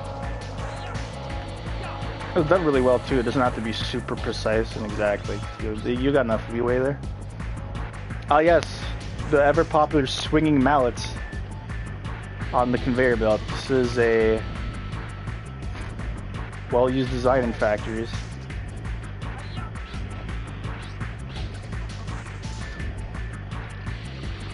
I'm just also assuming with those area transitions or like active checkpoints. I don't know what will happen here if I die. Where I will spawn, hopefully in this room, I don't know. These bots are really cool too, like patrolling factory robots. Don't look behind you. You look right at me like twice.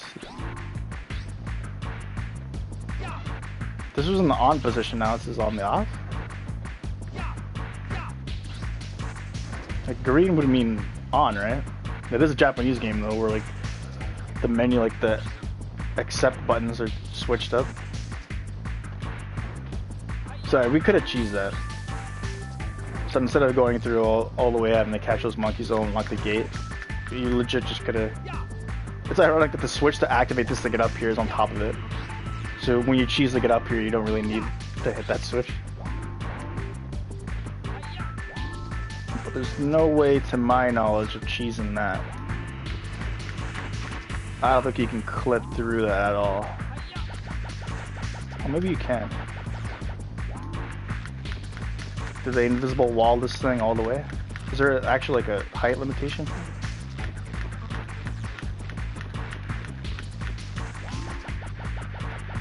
Nope. Okay.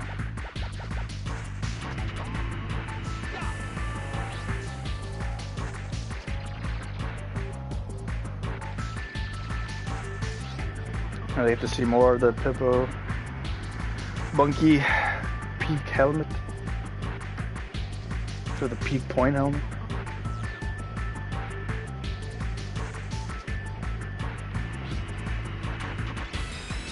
Nice. I'm gonna use cookies.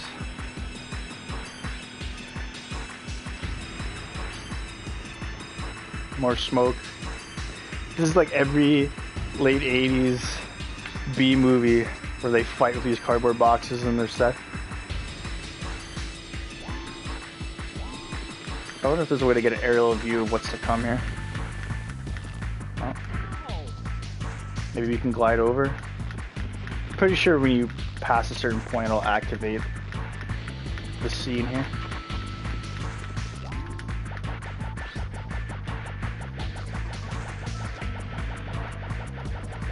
Oh, it just popped in now. So it spawns in and then it comes out. Interesting. This might be the only instance we see this powered up mech suit. Like, we've seen a similar robot in the park, right? But just not one piloted by a monkey. But this is a pretty cool mini boss section.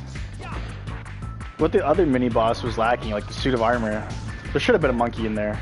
That would have made a lot more sense. Like the monkey was controlling that suit of armor. And it would have provided more of a reward. So then you got to catch a monkey. But this mini boss is so much better. More clever and charming than just a possessed suit of armor. But I don't know. Maybe it is kind of cool or better in that way. Because it is like supposed to be like a creepy castle. You be the judge. Gotcha. See, that monkey's completely knocked out. When the UFO crashes with a monkey in it, it should be like that as well. I don't know if the secret gadget can break open these boxes too. But it would kind of suck if there's no way to get through here without breaking the boxes. Because as soon as that machine's done, it's done.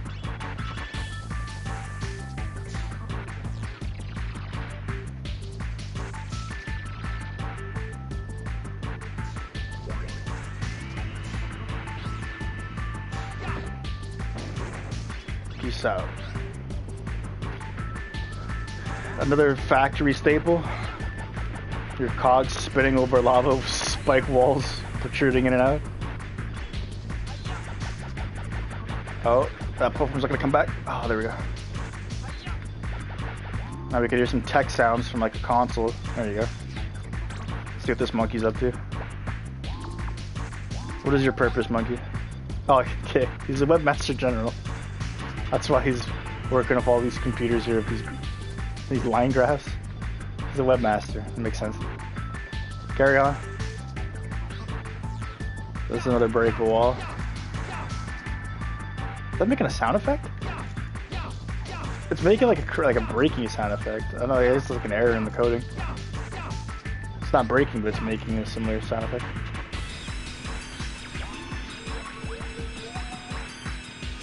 Did his own brain surgery. Did rad with 2Ds. That's pretty rad, bro.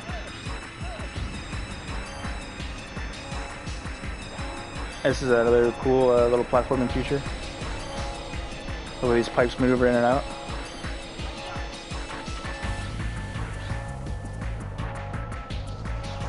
And you'll never be able to get back up there again. I think there should be a way to get up on the top of that pipe. Okay, so there's a floor here. More patrolling robots. Yeah, you're supposed to get up on top of that pipe to get that monkey up there. Which I think we'll end up doing, actually.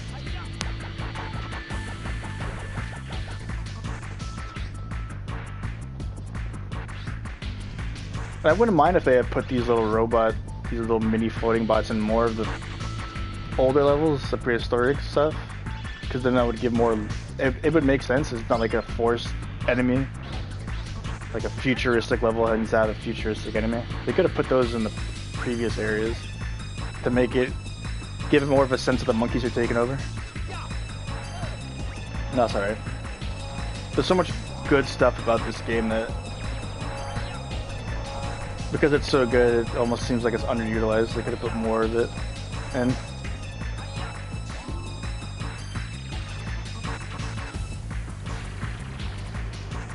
Oh, now they're getting shipped out in boxes. These people are trying to. So all those boxes that we saw have these helmets in them. It's quite a bit of helmets. They even get you a counter here. Alright. This is another cool platforming section. Just a maze of conveyors you need to climb up to.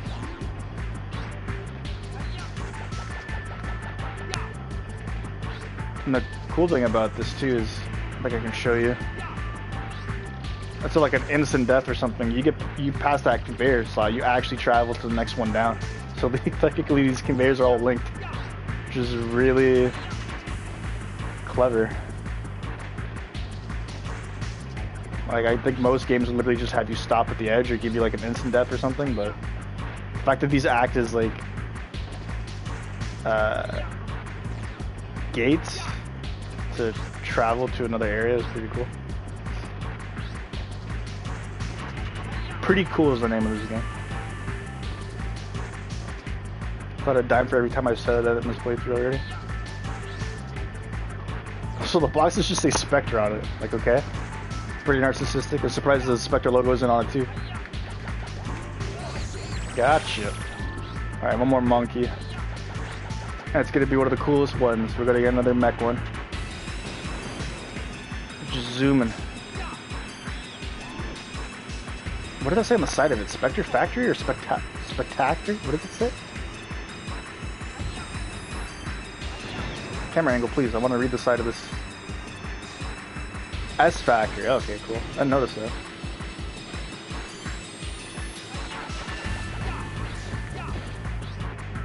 Also, you'd think for a cool robot like this, they'd have some actual, like, firepower as opposed to just charging into me.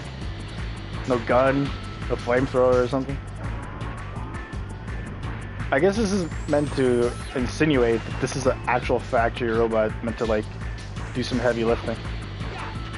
As opposed to, like, destroying you. And maybe these things are capable of lifting these boxes. Oh, wait! Oh, he still lives. I thought it was the last hit.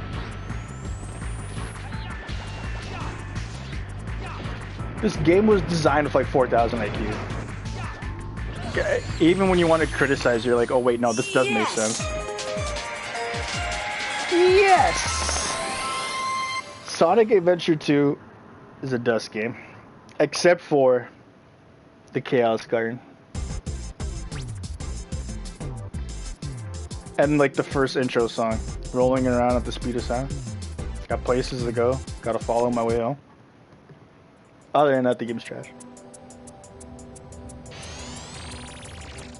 It's the Chaos Garden, the Chow Garden. Come on now. Who says Chow? What is this, the Italian garden? It's clearly supposed to be the Chaos Garden, but the S got dropped off in translation, I don't know.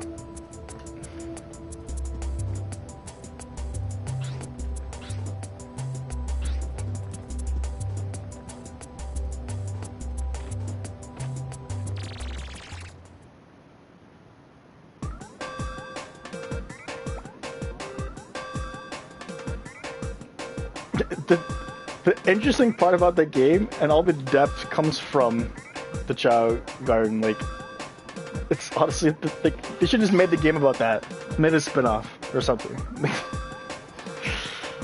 There's so much creativity in that. I still can't, like, my memory is pretty bad to begin with, but just trying to remember all the cool mechanics in that game, like for that one part. TV tower. I think we got a cutscene here. Some more good voice acting. No, we don't. I keep getting debated here.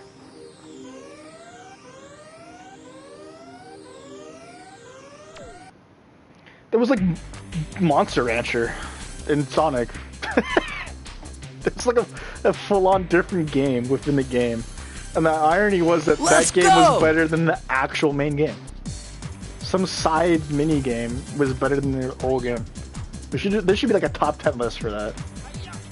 Games that had a better side game than the actual main content. Also, this monkey, don't be shrieking. You're safe for now. You don't have to panic. Now the cool thing about this level, this is the first time ever you're gonna see cars. Like moving cars in the level. And, like this, it's clearly blocked off here, right? So there's no intended way to get over there. But of course, we have the power of the slingshot, right? Which is better than the Skyflyer in some cases. This is like the cool... Okay. How do I get over here, actually? We have to hit like a super high vertical height to get over this invisible wall. This thing's so finicky. I can't tell if I'm messing up or I'm actually hitting the height limit. I might be hitting the height limit, actually.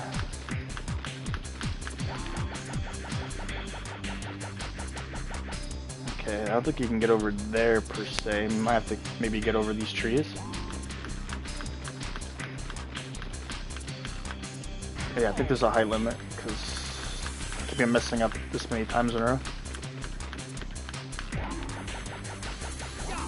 There's definitely a way to get over here, and I can't remember now. I did it before, way back when.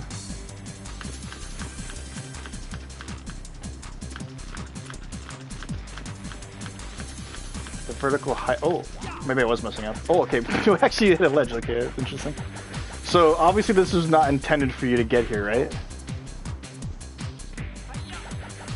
Like even like they didn't even program that to be a solid object, but whatever.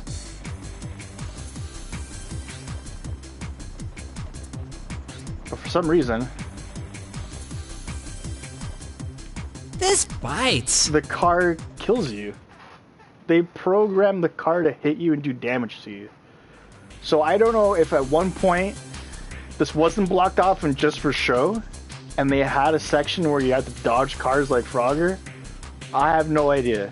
But they definitely programmed it for the car to hit you and kill you instantly. Okay, it didn't work a few times, but it did hit that time. So, like, what was the point of these cars? Like, I don't know. Some cool stuff. Boundary breaking there to figure out that the cars could kill you. Maybe they were gonna plan to have a special cutscene of a monkey running you over. That's another good point too. It's like those cars. If the monkey, like, you don't see any other humans other than like in cutscenes. You don't see any other humans in this game. I don't think for any Ape Escape game, other than like the ones that are like Japan exclusives, do you see humans in the actual game. It's all monkeys. So are those monkeys driving those cars? And if they are, they're doing a pretty good job. Like, is the monkey taking over so bad? They drive better than regular humans. Oh yeah, maybe they just cloned the old man 1,000 times. This is what corporate TV towers have for architectural design, is like these glass opening panel doors. So 90s. Is this tower supposed to emulate the one that Bruce Willis got into for Die Hard? Are we getting any more references here? Also, I think that's supposed to be a clock. Maybe? Yeah, one hand's bigger than the other. There's no nothing. This is a futuristic clock. This is monkey timer on. Both hands move so fast. And these things, are these like Star Wars references? Isn't there like a Star Wars vehicle that looks like that? Everything's a reference in this game. It's only 90s kids. This isn't like a koi pond or nothing. It's like an actual like pool. If I ever owned a TV tower, I'd want like an actual pool in the front. There's like a gate here or something, right? Oh, looks like a logo of some sort. S. That says S, right? SR? SD? Like S would stand for Spectre, I would assume. But what's the D stand for? These nuts?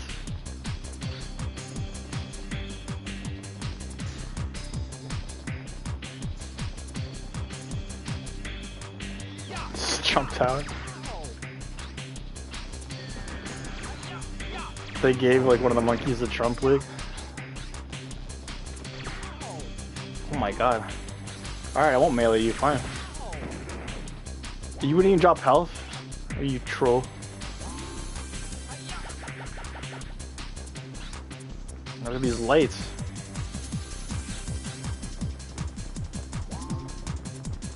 Whoa, this is clever. So maybe the clock was a fake out. It was intentionally, it looked stupid. So you could hide a switch behind it. And then drain the pool. This is like... Imagine having a TV tower where there's like a mini pool in the lobby. And then you can just drain the pool to find a secret underwater, like, whatever is here.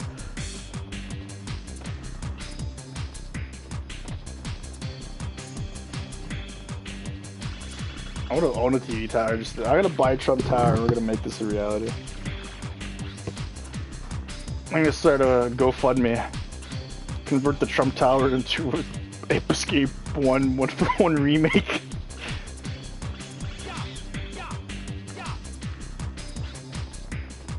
I'm not dealing with you. Like the Indiana Jones scene. I'm not facing you with the melee coming at you with a gun. Oh, we actually did get the rowboat back. For this. Can we hit this from the water? Oh, wow! They actually programmed a splash effect. Well, I'm assuming this is the same splash effect you get for jumping in, right? Yeah. But the fact that they reused that for you actually hit it, like, again, another thing they didn't have to do for the game, but they did. Like, that's just work, man. That's work. They put in work for this game. At a time where you could be excused for cutting corners and taking shortcuts. I don't need your rowboat. I'm man up.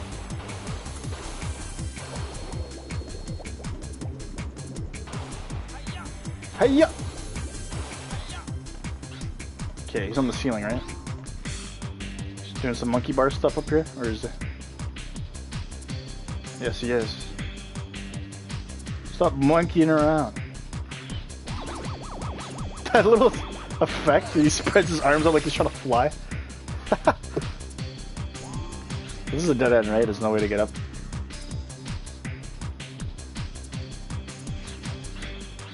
Did we walk over this grate? I didn't even realize it.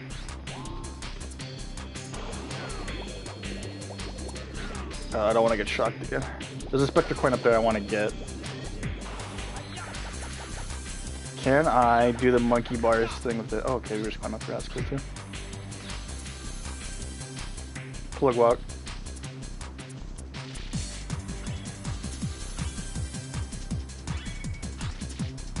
Just swagging out. Is this a visual bug? It has to be, right? Like, what is this? That's not something, right?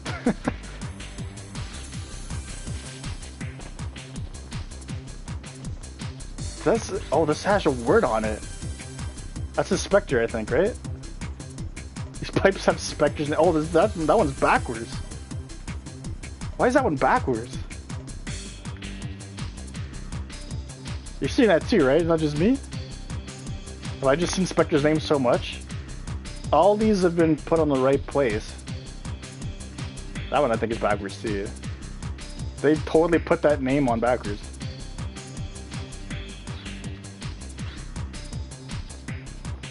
Like, playing this game again, I've learned at least 6 or 7 pretty unique things about it that I never noticed for decades.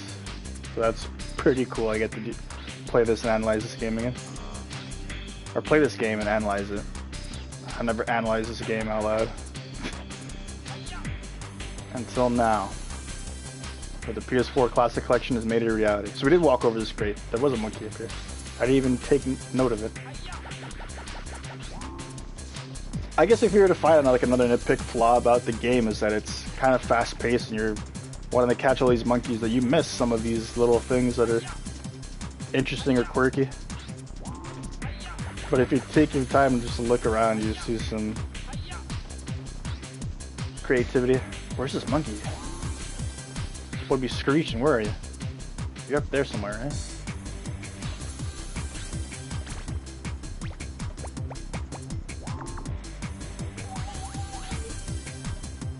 Did we not catch this monkey? What? We hit the switch. I'm pretty sure we caught this monkey. Oh, I have to look back at this playthrough. I swear we caught the monkey. How does he... Wait.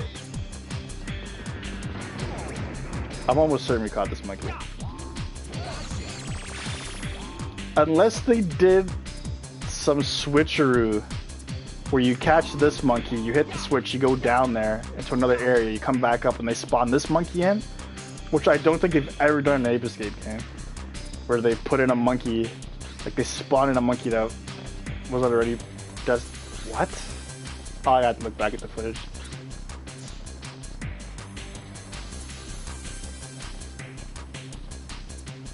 I can't remember if there was never a monkey there and we hit the switch, or there was a monkey there and we caught it. But I'm almost certain, like, wow, that's trippy. Is this an elevator?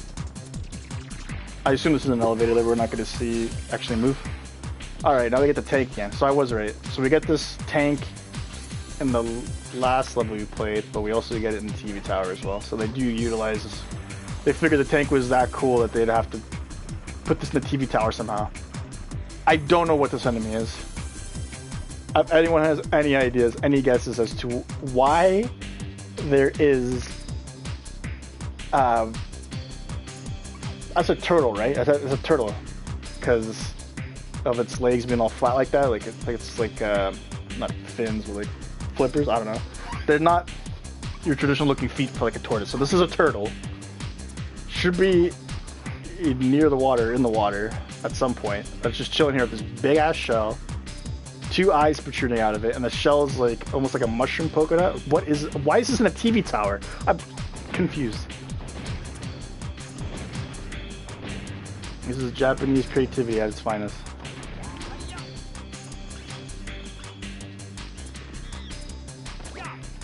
Do some risky moves here. And we got 2. That's a TV prop.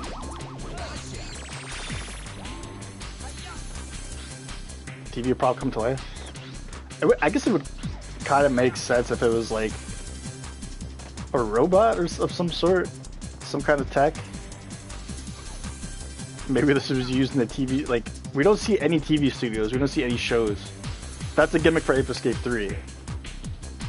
Are we? This is supposed to be like a kids show tech prop. That was, I don't know. I'm not even gonna begin to try to figure that one out. Is there a monkey trapped in this box? They do some creative things with in the later games where they hide monkeys. Like really creative. But I can't remember if they have anything similar to that in this game where they just straight up hide a monkey in one of these boxes that you never really think. So I'm pretty sure you can blow these boxes up with the tank. Also, doesn't this look like the Super Smash Bros. Melee logo?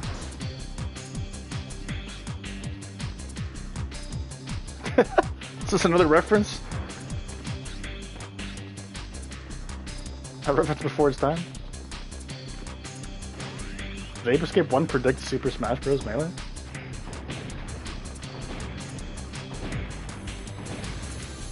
Like, that's a logo in Melee, right? It's not the one in... Did they have that logo in the 64? I don't think so. Like the actual Super Smash Bros., like the first one? I think that's a Melee logo. Nintendo heads, help me out. But these things are very purposely just put in here to block your way. Do they move you out of there? Oh, they do. Yeah. They're like, oh, we need an enemy for you to kill to get it. So they established you can break these boxes here, right? So what I want to do is actually just break these boxes down here. See if there's any purpose to this. Okay, so they hide some coins in here. Alright, so they're not just completely useless, like they actually do something with these boxes, which is cool. Oh, I'm pretty sure. Oh, we should have activated like an elevator there that would have brought us back up before we jump down. That's alright. Gives us more time with this level. Just zooming, just cruising with this.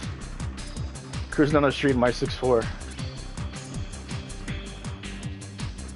Also, there's a spiral thing right here, where if you're gonna make the terrain green, there's gonna be so much green on the ground to not make your main character green. So that's why spiral is purple. Why make your tank like almost the exact same shade of green as this ground? Seems bizarre. Alright, just more coins. Is that the last of the boxes? Was your only purpose to store coins? Oh, there's more boxes over here actually. More coins. No, there should be a Spectre coin hidden in here. That would actually be really clever. Because there's no way to like radar detect a Spectre coin, you can only see it. So if they actually hit it within a box, that'd be super cool. Oh my god, they did it! They fucking did. And a monkey!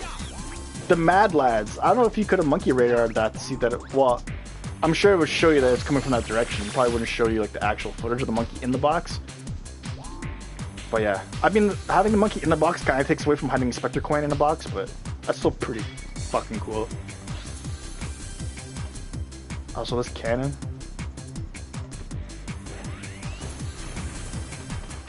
And this little machine gun.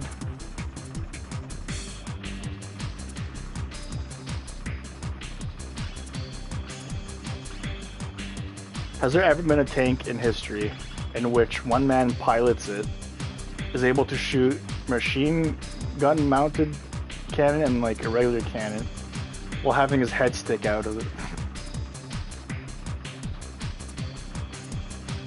Let me know. History buffs. This is ape tech. But why do they have their head stick out? Like, an ape is smaller than me, right? Why wouldn't the ape just be able to fit into the entire tank? Who put this tank here? The first Western tank in the TV tower. I was like, oh, it's a 90s TV tower, that's why.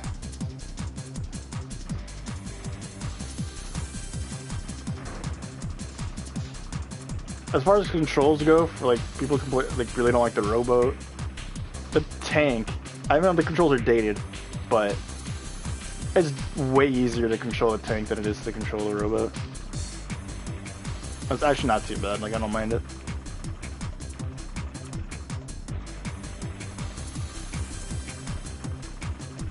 Yeah, we definitely should hit this button here.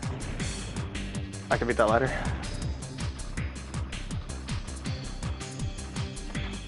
Light it up. Okay, this thing doesn't hit the cookie machine. Interesting. So the cookie machine is only programmed to respond to your stun cloak? Oh, do some testing here. Does it respond to your RC card? No. What about hula hoop? Me, I want the hula. Okay, it does. Alright. So I guess the hula hoop has like the same kind of, like coding wise, the same type of properties as a stun club for purposes of hitting things. So this is an elevator we could take. I'm pretty sure there's more of the area here. Do we need to take the tank for the rest of this? I don't see any. Oh wait, there's boxes there. Yeah, we do. Is there gonna be like a mini boss fight up here? Let's see.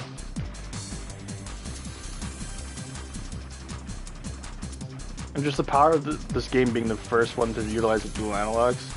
Like they actually have, not pressure sensitive, but like I can slightly tilt these sticks forward and actually go slower. Like the speed is actually coincides with how far you push these sticks up, which is pretty cool. It's like the first game to utilize a dual analog.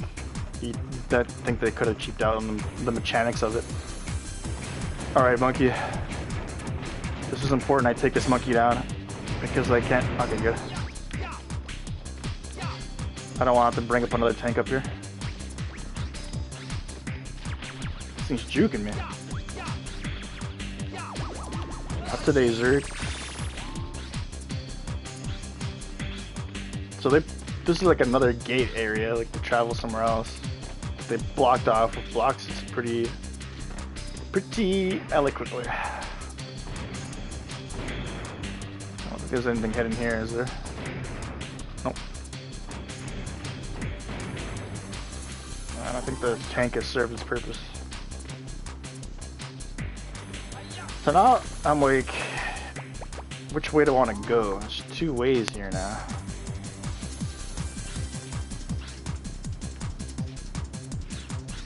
I guess we'll check this one out.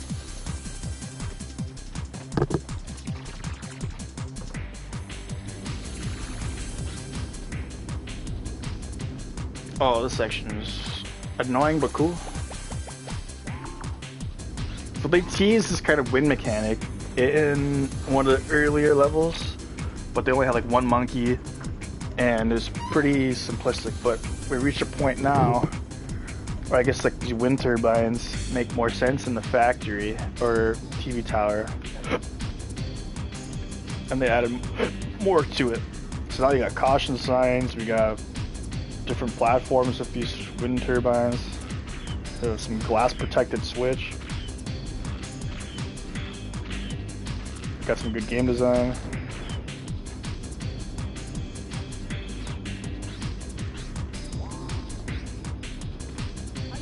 Isn't that one of the more simplistic soundtracks of the game? But it serves its purpose. Less is more in some cases. Alright. So, I think we have to hit that switch up there of some sort. We can knock down these monkeys with the... Yeah. But then he's able to climb back up again. Let us get the Sky Flyer out.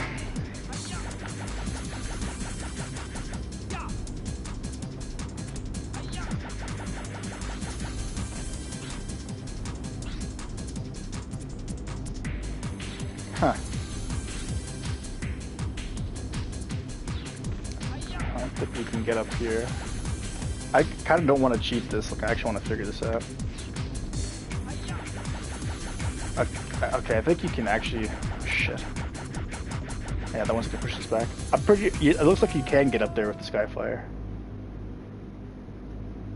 Although, like, it doesn't do a great job, you know, pushing you to that direction. Like, you should be able to ledge grab that. Oh, shit. Maybe you can't? I don't know. That switch is blocked by glass, so I think you have to activate something else. I mean, you can try hitting it, but if it ends up just being breakable glass, I'm gonna be so pissed. No. Oh my god. When you tried a 1000 IQ, a 10 IQ design, I thought for sure there's more to it than that. I think in the other indications of the game, like a breakable glass wall would be in place, but it wasn't. And I'm pretty sure there's been things there that weren't breakable, that you've tried to break before, that just looked like something you couldn't break. That looked like something you had to activate to get that wall out. I don't know.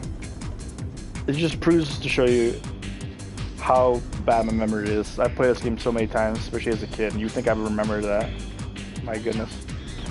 What I do remember is the switch is a tricky thing, because it's like weight activated, so like it's pretty sophisticated for a 90s game. When you're on this platform, I guess it detects your weight, so you sink down. But if you sink down too far, you'll hit those wind turbines and you'll go flying. So you have to kind of get back up here, try to that monkey like that. I think you also knock it down with a slingshot. But there's like no good way of freezing this platform other than just like jumping. Also, I don't even know if you can fall over the edge on this.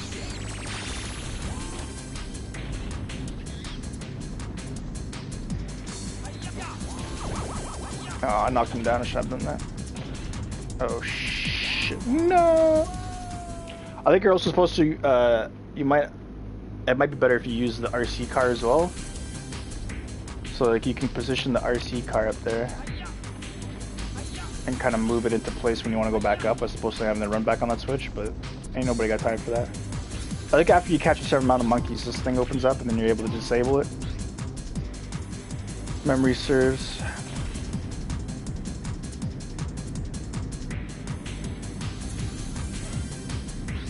This monkey's too low though. Don't go back down. No. I don't suppose, like, if you crawl, the wind doesn't hit you. Like, it looks like there's like some barrier here, right? Oh, maybe that is the case. Interesting. 1,000 IQ. Oh, never mind. It worked for a bit. I don't know why it didn't work there. I guess that turbine was too powerful.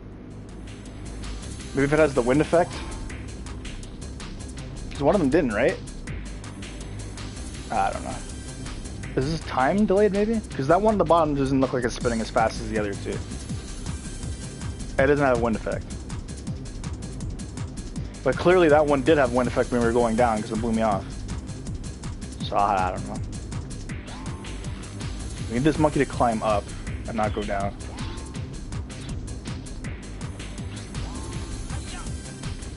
Puzzles in my platformer? What is this?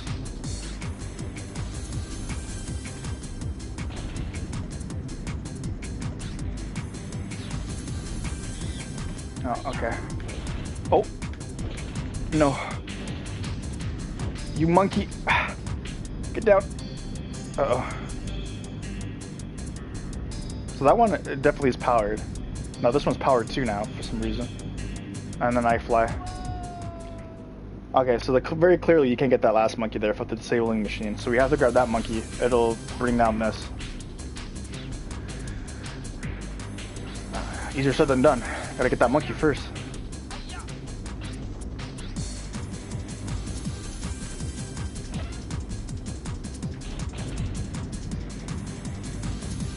'50th floor. Okay, that's pretty cool. I didn't ever notice that. We're apparently on the 50th floor.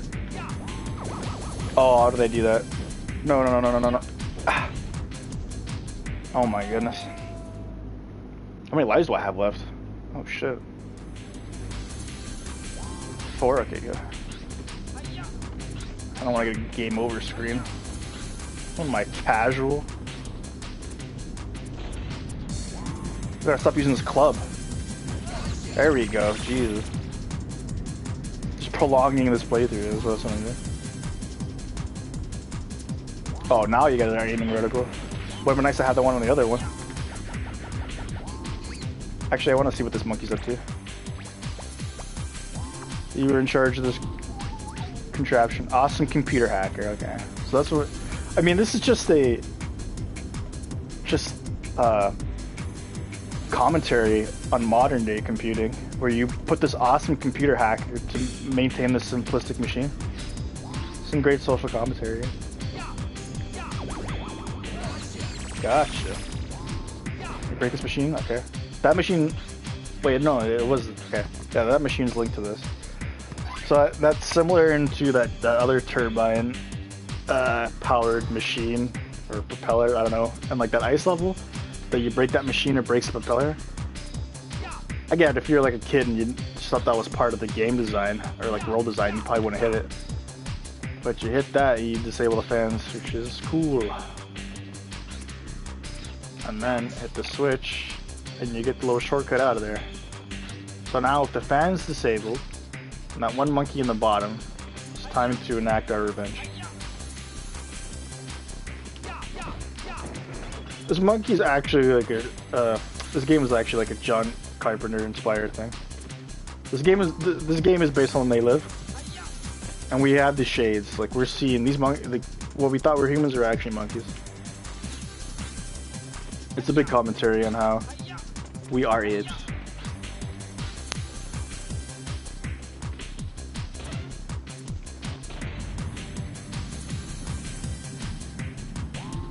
And now I will have my revenge.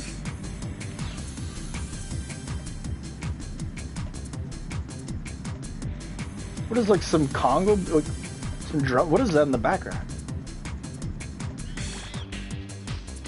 Oh, it stopped. Damn. I was gonna put the music up higher so you can hear that. It was like the first time I heard that in the song. Like I thought the song was just like a repetitive loop. And is this wind still blowing me? Yeah, it's still giving me pushback. What the hell? Can't jump on it. Just when I thought this track was... I've listened to this track the entire time we've been playing this. That's the first time I noticed that instrument in this track. What? It can't be like a super long loop, like a 9-minute loop, and then that comes up for like the 8th minute. How did I not hear that instrument before? What the hell? Alright, so we made a good decision coming in there because that was a dead end. Now we can actually get to further into the story. So, yeah, we gotta catch Spectre in this level, so it doesn't matter how many monkeys we catch. But, for reference, oh my god, we caught almost every one of them. I might have missed one on the way, I don't know. This might be the boss battle right here. And it is. So, oh, you know what monkey we missed? The one that we can't get on purpose, the one that's locked behind the gadget to break right in the beginning. But damn, we did a good job on this. So when we revisit this level, it's literally gonna be like 2 seconds. You just break open the box and grab it. So I guess like my final thoughts on this. Great level. There's a lot of cool quirks and like design choices they made. Gameplay mechanics in this that are interesting. Didn't bore me. TV tower hype is pretty cool. Tells you 50th floor on the side. Got tanks. Tanks are cool. And this part is probably the coolest part of this level. We're gonna fight this machine on top of the tower. And we get like this cityscape.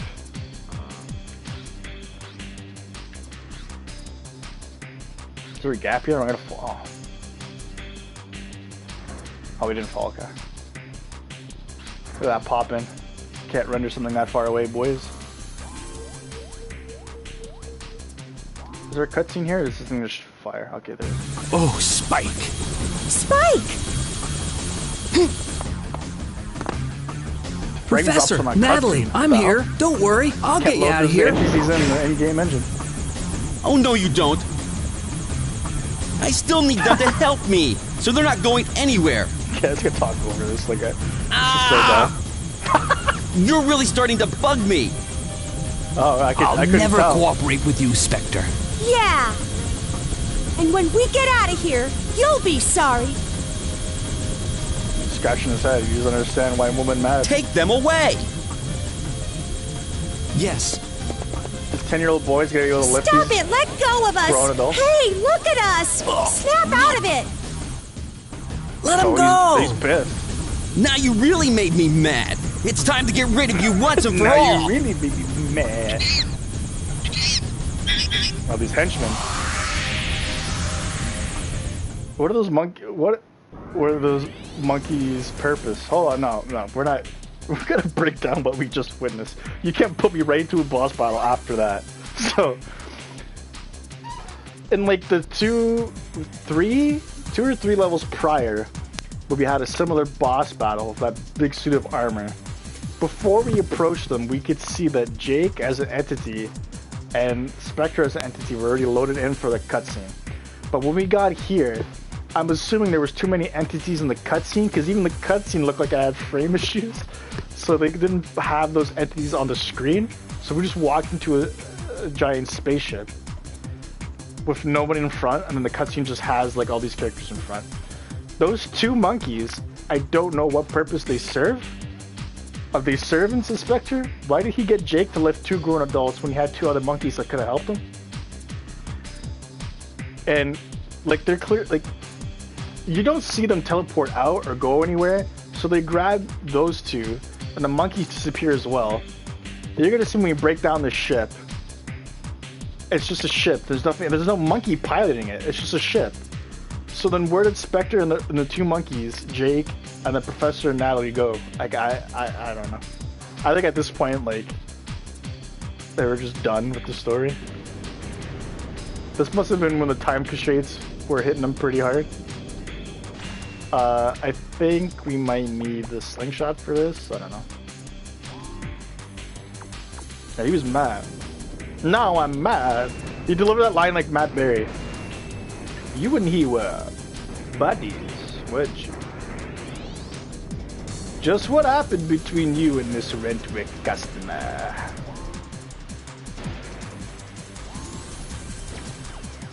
I would be honored if milady were to christen the rope folly I have erected.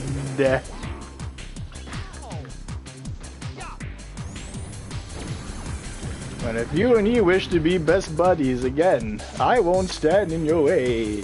This guy just adds like 5 syllables. He's the only guy I know who could turn way into like a 6-syllable word. I won't stand in your way. Shouts out to Garth Marenghi's Dark Place. Best parody comedy underappreciated show ever. That's the mother, Rick. Alright, so we're shooting like mini UFOs. It's like that's a pretty. They should actually talk about the game we're playing. The fact that it's shooting out mini UFOs, but they're like hologram projections because they disappear, right? Yeah, like that's pretty cool. Like I don't know the lore behind that. How you shoot out like these hologram UFOs that do damage to you and then just vanish, but that's cool. So now they start to get the damage effect. Every classic 90s platformer, I know like the engine levels for the Crash Bandicoot games, when his machine gets broke, I think you see some of these fire effects. That's a part for the course, like that's pretty cool. But now you're going to see some, when this thing gets more damage, we'll see some more interesting stuff. What the fuck? Oh, okay, this thing drops like a Mega Bomb. I think you're meant to use a slingshot for when the turbines are on because you can't approach it. I don't even know if these things drop health. I would just be better dodging them, honestly. Can you jump over? Okay, yeah. Okay, switch to this. Oh, I missed. What the hell?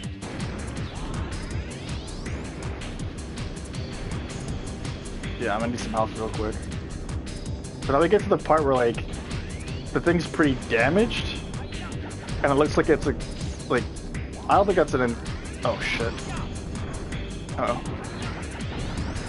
The way that it like ground pounded the ground, I don't think that was an intentional like move, but it was a. I like to think it's a feature of like being so damaged that it's actually like dropping down. Also, Spectre and the 2 monkeys are in the ship. Oh my god. This is something I never noticed because I was a kid playing this on a CRT, and this is upscaled now and on a bigger TV. Spectre and the 2 monkeys are actually in the ship. Holy fuck. I'm learning something new about this game every time. Oh my god. You can peep it. You can see it, right? Oh shit. I think you're able to sneak a hit in there if you're good enough, but clearly I'm not. You can see Spectre's in the middle. Like he's like a 2D cutout with two of the monkeys there. So clearly I don't remember how the story goes. So I'm just making shit up and just trashing the story. And I'm completely wrong. Oh no! This thing didn't give me any cookies like the later half of this fucking thing. Okay, like I don't know what happens in the story now. Because I think we blow up the spaceship. So how do they get away? Or they, yeah, I have no idea. So they're all in the spaceship, I would assume. Maybe in the lower bay area. And we're blowing up the spaceship with the Professor, Natalie, Jake, Spectre, and the 2 monkeys are in. Do we not blow up the ship? Does the ship escape? I don't remember what happens in the story. Pretty sure we break it down, like Chris Jericho. Put Spectre in the Lion Tamer.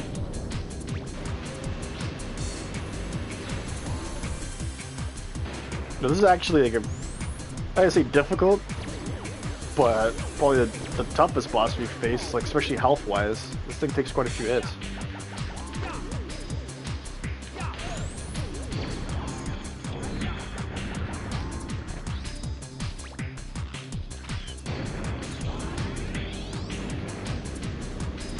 Let's see, does it do the ground pound thing right now?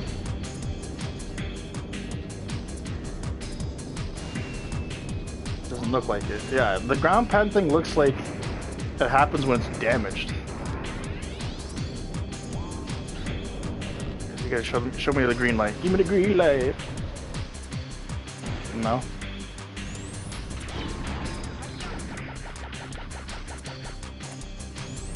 You would think so. Like, you've already been baited. Like, this is your second time thinking this is going to be the end of the game because you're facing off against Spectre.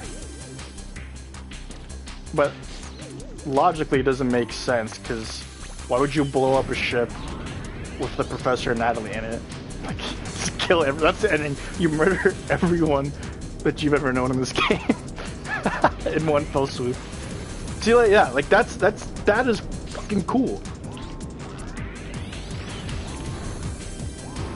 You damage a ship enough that it actually like has like a mini explosion within its like underbay, and I think it opens up the green light to attack. Like it malfunctions. Like that's fucking cool.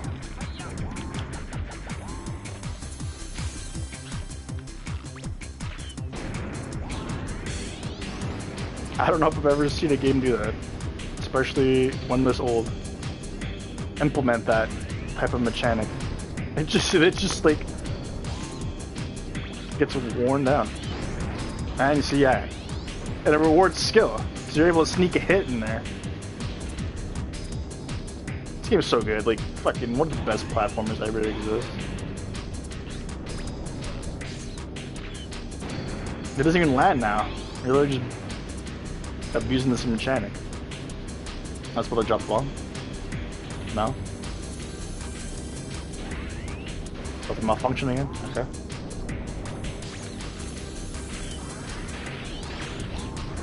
I think it only gets damage with the flash pellets. Not even the homing missiles do damage to it, which is interesting. That might mean I have to switch to the super hoop now to get close enough to it, because turbines are spinning big. Is that even a word for it? Turbine? Propellers?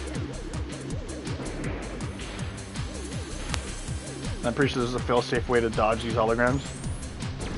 The spin mechanic in this game is also good. It's like a Zelda type thing. Okay, you don't need to do that. That would have been cool mechanic in itself if you had to use your slingshot to bring it down because the wind was too powerful. Yeah, okay, we just murdered everyone on that ship. What the fuck? No, you did not live that. Well done. I am impressed. I can't believe you made it this far. What? That's right. I won't be beaten by you. Now return all my friends. I'm not giving up that easily. Blow up the ship. I just had another brilliant thought. What? So I have to run now, but I'll see you later. You can be sure of that. See ya! Hey, Where's the wait rest a of them? minute. Where do you think you're going? Wait! I'm so good. Okay. I'm trying to break this. See ya. Yes! Yes! I'm trying to break this down rationally, which probably isn't a good idea to break down a 90s platformer game story, but... Are we to assume that Professor, Jake, and Natalie were like, use the same kind of teleportation technology on the ship to teleport out of there? Spectre lived because he had like a shield or some sort, but the two monkeys that were in this cabin with him, did they just die? What happened? That spaceship blew up into nothing. There was nothing. It was like a black hole just sucked itself in. Like, I don't know. That's too good. Anyways, it's like 2.5 hours in the stream, and to download this VOD and like re-upload it to YouTube, it's like over 3 gigs. But I don't want the file size to be any larger than it needs to be. So we'll end off this stream with the second mini game.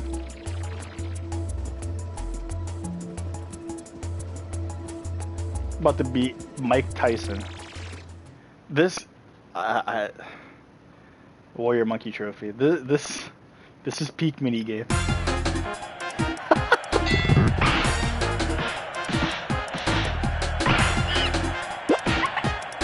Alright, I got vibration. Okay. All the options there.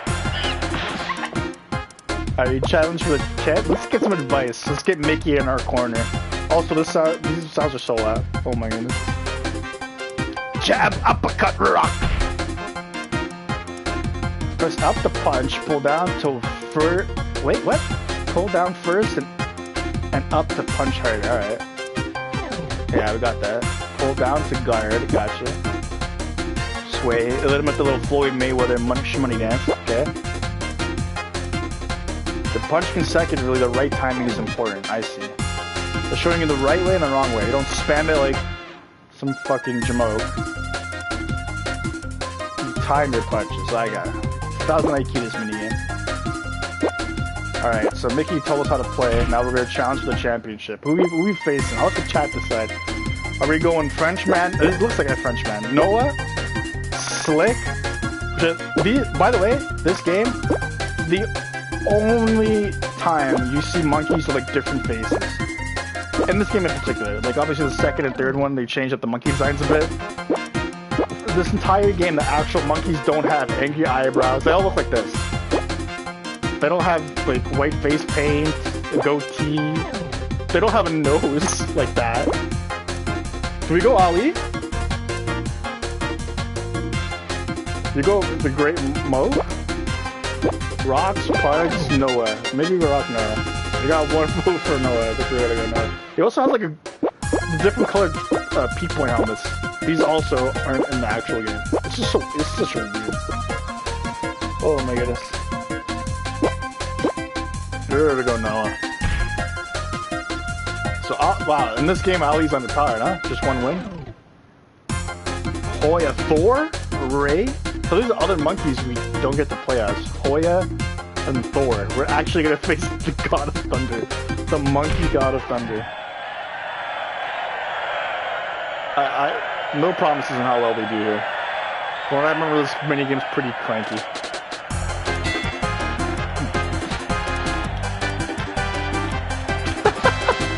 Ooh, hit him with the right. Ooh. Oh, I got a guard. Oh my god, he's not gonna lights out. This guard doesn't work. Guard's a bait. I gotta sway, I think. There we go. There's the strat. You just come at him with some slaps.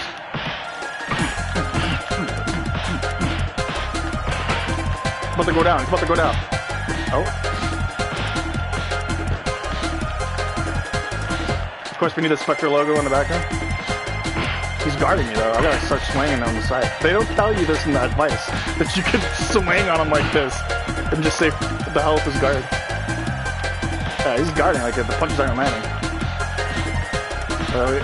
You gotta break him out of guard with some of these. Oh, I'm getting messed up here now.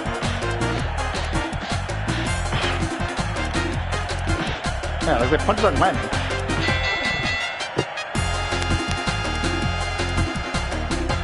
I need my, where's my cut man? The best cut man in the business. You gotta eat lightning and shit thunder rock. Why is there no Spider Rico reference in this game? Spider Rico, he's a bum!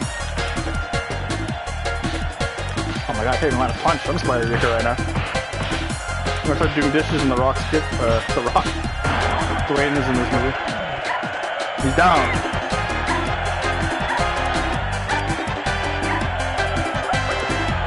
Oh, he got back up.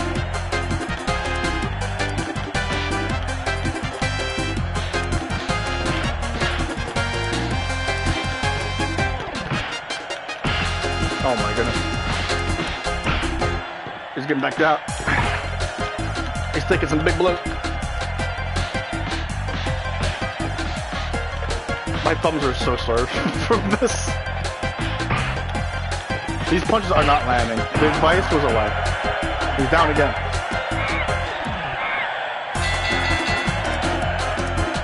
Oh my god. Yeah, this is a paid. This is a fix and fight for sure. This guy went down twice.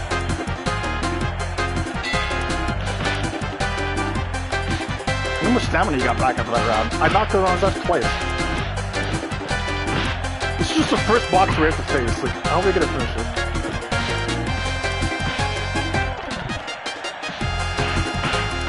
I'm just gonna swing on him. These pitches are not landing. I'm doing the timing right. There we go, finally. You get back up from this and throw in the controller. Whoa! No, you sit down. You sit down. What? He got up at 5? This game's rigged. They gave him some Russian gas or something. The ref would have called this fight. This is UFC. The ref would have called this fight like 30 times over. You've been knocked down like 5 times already. This is the first monkey you face. You've been knocked down 5 times. This is actual Rocky. And we went to decision. Are you kidding me? Also that chest hair. You gotta check my man's for test. He might be on the test hard. Didn't even get a KO. That's fucking weak. Oh, now we're actually facing Rocky here. He got blessed by Father Carmine.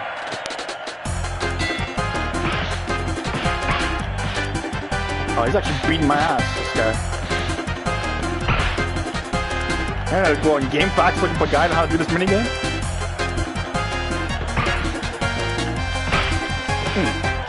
Connect him, though. Connect it. He's getting rattled. Oh, another story. He's like Mayweather with his hands. Oh, I'm getting racked. Yeah, I have to go to my strat, my OG strat. Just start swinging. Oh, that was a right hook.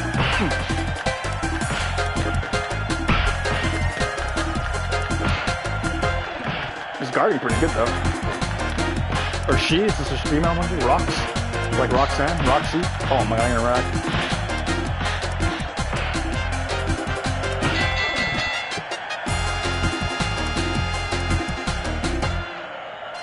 My god, you're huffing and puffing. I really gotta put like a bot in chat or like some commands to do some bets here. I was looking at like Stream Manager or whatnot. See if there's I think there's a way to like to do have you guys earn bucks or points or something for watching and redeem those. Like I can set that up.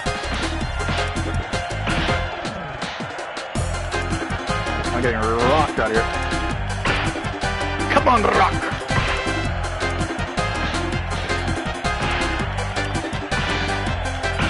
Connect some punch. Oh, that was a big hit. Boom! This guy's glass jaw. He's not getting up. That's glass jaw. He's down. He's out. No, he's out. He's glass jaw right there. I'm on my knees. I'm worshiping.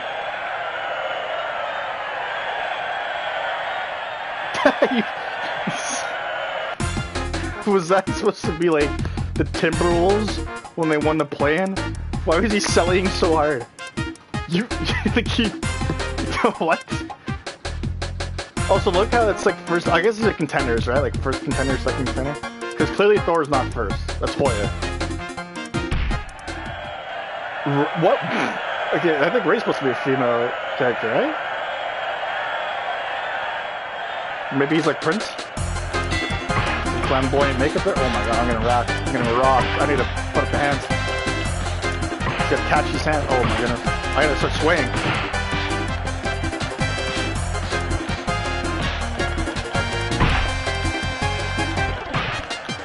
This guy's on there. He's full aggressive, man. This guy is. He's all on it. I gotta actually dodge his punches. I'm gonna get knocked out here.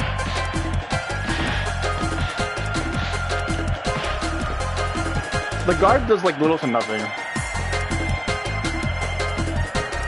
I need to get some stamina back. Oh, I'm maxed out on stamina. This guy's rocking me, but I'm getting beat now.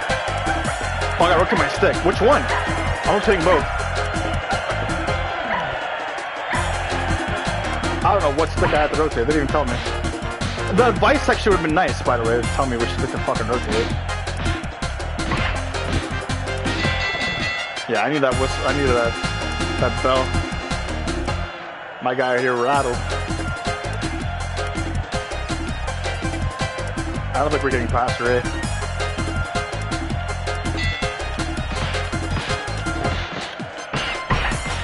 Oh, some good hits. If I go on the full offensive, he's rattling me. But I also like on the defensive. It's not good either. I think I just need to get good. I'm gonna get knocked down again.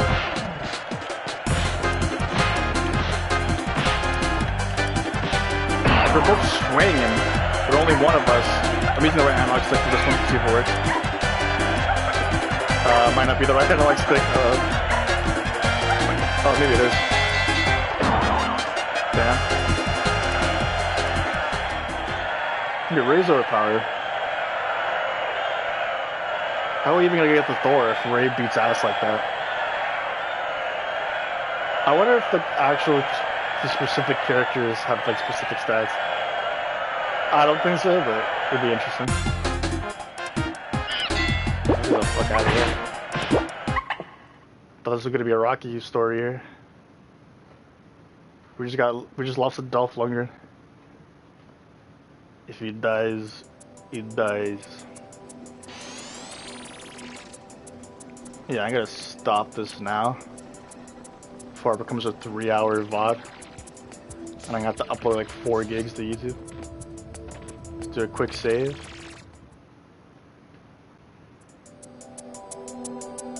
This is a good way to tease the monkey book. Should be Monkey Encyclopedia, but the monkey book is $2.90.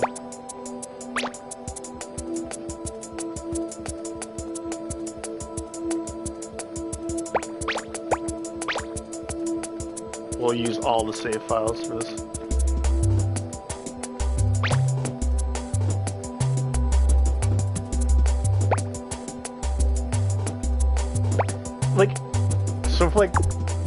To play PlayStation 1 games and to like save, you have to make a virtual memory card on the PlayStation 3.